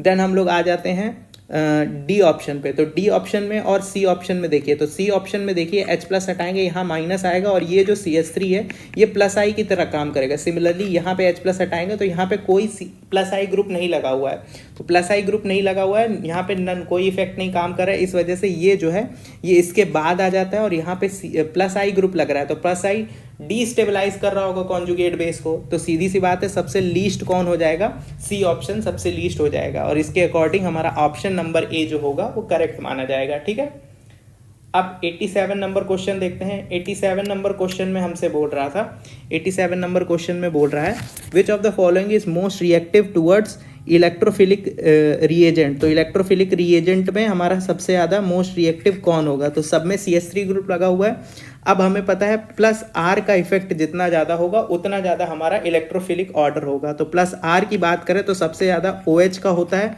देन OCH3 का होता है, देन NH COCH3 का होता है एंड लास्टली हमें देखने को मिलता है CH2OH का। ठीक है ना, ये हमारा क्या है प्लस आर का ऑर्डर है। तो सबसे अच्छा प्लस आर कौन है, OH। तो OH जो है सबसे अच्छा प्लस आर है, तो ये सबसे ज़्यादा इलेक्ट्रॉन डेंसिटी बढ़ाएगा कहाँ पे, रिंग पे। तो ये जब सबसे ज़्यादा बढ़ाएगा तो ये मोस्ट रिएक्टिव हो जाएगा टुवर्ड्स इलेक्ट्रोफिलिक रिएक्शन। तो ये हमारा अगर ऑर्डर लिखना होता तो सबसे पहले ये हो जाता, देन ये हो जाता, देन ये हो जाता और लास्टली ये ऑप्शन होता, ये हमारा ऑर्डर हो जाता। ठीक, देन 88 क्वेश्चन नंबर की बात करते हैं। तो 88 नंबर क्वेश्चन में हमें बोल रहा है which of the following represent the correct order of acidity in the given compound. तो गिवन कंपाउंड में हमें एसिडिटी का ऑर्डर बताना था कि कौन सा हमारा करेक्ट ऑर्डर है किसका, एसिडिटी का। तो हमें पता है यहाँ पे सब में सिर्फ डिफरेंस किसका है, फ्लोरीन, क्लोरीन, ब्रोमीन और आयोडीन में। ठीक है ना, अब हमें पता है ये ग्रुप कौन सा लगा है, CH3COOH। ठीक है ना, जैसे मान लो हम लोग यहाँ पे CH2F की बात करते हैं, तो फ्लोरीन क्या लगा रहा होगा, फ्लोरीन माइनस आई इफेक्ट लगा रहे हो, तो H प्लस हटेगा तो यहाँ पे माइनस आएगा और माइनस को माइनस स्टेबलाइज करता है। तो माइनस आई की स्ट्रेंथ का ऑर्डर देखेंगे तो सबसे ज़्यादा fluorine, then chlorine, then bromine, then iodine और लास्टली हमारा कौन आएगा, मिथाइल ग्रुप आएगा। क्यों, क्योंकि यहाँ पे अगर मिथाइल ग्रुप लगा होगा तो ये प्लस आई का काम कर रहा होगा, तो प्लस आई जो होगा वो डीस्टेबलाइज कर रहा होगा यहाँ पे कॉन्जुगेट बेस को। तो सबसे पहले फ्लोरीन वाला आना चाहिए, जिसमें फ्लोरीन लगा होगा वो सबसे आगे हो जाएगा, देन क्लोरीन जिसमें लगा होगा, देन ब्रोमीन जिसमें लगा होगा और सबसे पीछे CH3 वाला आएगा। क्यों, क्योंकि ये प्लस आई लगा रहा होगा और यहाँ सबसे ज़्यादा माइनस आई जो स्ट्रांग होगा वो फ्लोरीन का होगा, देन क्लोरीन का होगा, देन ब्रोमीन का होगा, माइनस आई इफेक्ट। तो इस वजह से सी ऑप्शन जो होगा वो करेक्ट माना जाएगा। ठीक है ना, और जितना ज़्यादा माइनस आई लगेगा उतना ज़्यादा इस माइनस को स्टेबलाइज करेगा और जितना ज़्यादा इस माइनस को स्टेबलाइज करेगा उतना ज़्यादा कॉन्जुगेट बेस स्टेबल होगा और जितना ज़्यादा कॉन्जुगेट बेस स्टेबल होता है उतनी ज़्यादा एसिडिक नेचर होता है या एसिडिक करेक्टर होता है। अब बात कर लेते हैं किसकी, 89 नंबर क्वेश्चन की। तो 89 नंबर वाले क्वेश्चन में बोला है हमें ऑर्डर ऑफ एसिडिक स्ट्रेंथ। तो एसिडिक स्ट्रेंथ का हमें क्या बताना था, ऑर्डर बताना था। तो फर्स्ट ऑप्शन था CrCOOH, सेकेंड ऑप्शन क्या था हमारा HOH यानी वाटर और थर्ड ऑप्शन क्या था ROH था। ठीक है ना, लास्ट ऑप्शन हमारा क्या था CH ट्रिपल बॉन्ड CH। तो यहाँ पे देखिए, यहाँ पे कार्बोक्सिलिक एसिड है तो H प्लस हटेगा, यहाँ पे माइनस आएगा। अब ये जो माइनस है ये किस में जा रहा है, इक्विवेलेंट रेजोनेंस में, और इक्विवेलेंट रेजोनेंस जो होता है वो एक्सटेंडेड रेजोनेंस से ज़्यादा अच्छा होता है। तो ये जो कॉन्जुगेट बेस हमारा बनेगा ये बहुत ज़्यादा स्टेबलाइज हो जाएगा ड्यू टू रेजोनेंस, और कॉन्जुगेट बेस जितना ज़्यादा स्टेबल होता है उतना ज़्यादा एसिडिक स्ट्रेंथ देखने को मिलता है। तो सबसे पहले कार्बोक्सिलिक एसिड आएगा। अब यहाँ पे देखिए, यहाँ पे कोई भी H जो है वो कोई इफेक्ट नहीं लगा रहा है और R जो होगा वो कैसा इफेक्ट लगाएगा, प्लस आई का इफेक्ट लगाएगा। तो जैसे ही H प्लस हटाएंगे तो यहाँ पे कॉन्जुगेट बेस बनेगा और कॉन्जुगेट बेस जो होगा यहाँ पे प्लस आई लगा रहा होगा। ठीक है, तो ये प्लस आई जो होगा इस माइनस को डीस्टेबलाइज कर रहा होगा, तो इसका कॉन्जुगेट बेस थोड़ा कम स्टेबल होगा कंपेयर टू इसके कॉन्जुगेट बेस से। तो वाटर का कॉन्जुगेट बेस चूंकि ज़्यादा स्टेबल होता है इस वजह से water is more acidic then alcohol. तो वाटर जो होगा वो ज़्यादा एसिडिक हो जाएगा देन अल्कोहल। एंड लास्टली हमारा जो एसिटाइलिन है, यहाँ CH, यहाँ पे C जब हट जाएगा तो यहाँ पे माइनस आएगा, ये sp हाइब्रिडाइज कार्बन पे होगा, तो ये भी स्टेबल होगा, ये भी एसिडिक होगा पर नॉट कंपेयर टू अदर्स। बाकी जो है वो ज़्यादा एसिडिक होते हैं, उनकी pKa वैल्यू जो होती है वो कम होती है, इसकी pKa वैल्यू बाकी सबके कंपैरिजन में ज़्यादा होती है। तो ये जो होगा वो सबसे पीछे आएगा, इस वजह से ऑप्शन बी जो होगा वो करेक्ट ऑप्शन माना जाएगा। ठीक है, अब लास्ट क्वेश्चन देखेंगे। इसमें पूछा है among the following the strongest acid is, यहाँ पे स्ट्रॉन्गेस्ट एसिड कौन सा है? तो मैंने जैसा कि बताया था कि जहाँ पे भी माइनस आई जितना ज़्यादा स्ट्रांग होगा या फिर इलेक्ट्रॉन विड्रॉइंग ग्रुप लगा होगा वो क्या करेगा, कॉन्जुगेट बेस को स्टेबलाइज कर देगा, और कॉन्जुगेट बेस जितना ज़्यादा स्टेबलाइज होगा उतना ज़्यादा एसिड जो होगा वो स्ट्रांग माना जाएगा। तो यहाँ से H प्लस हटाओगे तो ये CH3 क्या कर रहा होगा, प्लस आई इफेक्ट शो कर रहा होगा। सिमिलरली यहाँ पे क्या लगा हुआ है, Cl लगा हुआ है, कितने नंबर, एक कार्बन दूसरे कार्बन पे, ठीक है ना। यहाँ पे Cl लगा हुआ है, पहले ही कार्बन पे Cl लगा हुआ है, ठीक है ना। और यहाँ पे क्या लगा हुआ है, यहाँ पे प्लस आई ग्रुप लगा हुआ है, ठीक है ना। तो प्लस आई जो होगा वो तो डीस्टेबलाइज कर रहा होगा। देखो सब में से H प्लस हटाओगे तो माइनस आएगा, माइनस आएगा, माइनस आएगा, और माइनस को माइनस स्टेबलाइज करता है, तो प्लस वाले तो हो नहीं सकते, ये प्लस आई वाले। अब बचा बी और सी ऑप्शन में, तो बी और सी ऑप्शन में हमें पता है जो माइनस आई यानी इंडक्टिव इफेक्ट होता है, डिस्टेंस डिपेंडेंट इफेक्ट होता है। तो अगर डिस्टेंस डिपेंडेंट इफेक्ट होता है तो मतलब डिस्टेंस जितनी कम होगी उतना ज़्यादा हमारे लिए अच्छा होगा, उतना ज़्यादा कॉन्जुगेट बेस स्टेबल होगा। तो बी ऑप्शन में देखिए सेकंड नंबर कार्बन पे क्लोरीन लगा है, और सी ऑप्शन में पहले ही कार्बन पे क्या लगा हुआ है, क्लोरीन लगा हुआ है। तो जब पहले कार्बन पे क्लोरीन लगा है तो यहाँ पे जब ऑक्सीजन के ऊपर माइनस आएगा तो ये ज़्यादा अच्छे तरीके से क्या कर पाएगा, उस माइनस चार्ज को कम कर पाएगा, और माइनस चार्ज को कम करेगा तो कॉन्जुगेट बेस ज़्यादा स्टेबल होगा, और जितना ज़्यादा कॉन्जुगेट बेस स्टेबल उतना ज़्यादा एसिडिक स्ट्रेंथ। इस वजह से सी ऑप्शन जो होगा वो करेक्ट ऑप्शन माना जाएगा। ठीक, तो ये था हमारा पेपर का डिस्कशन।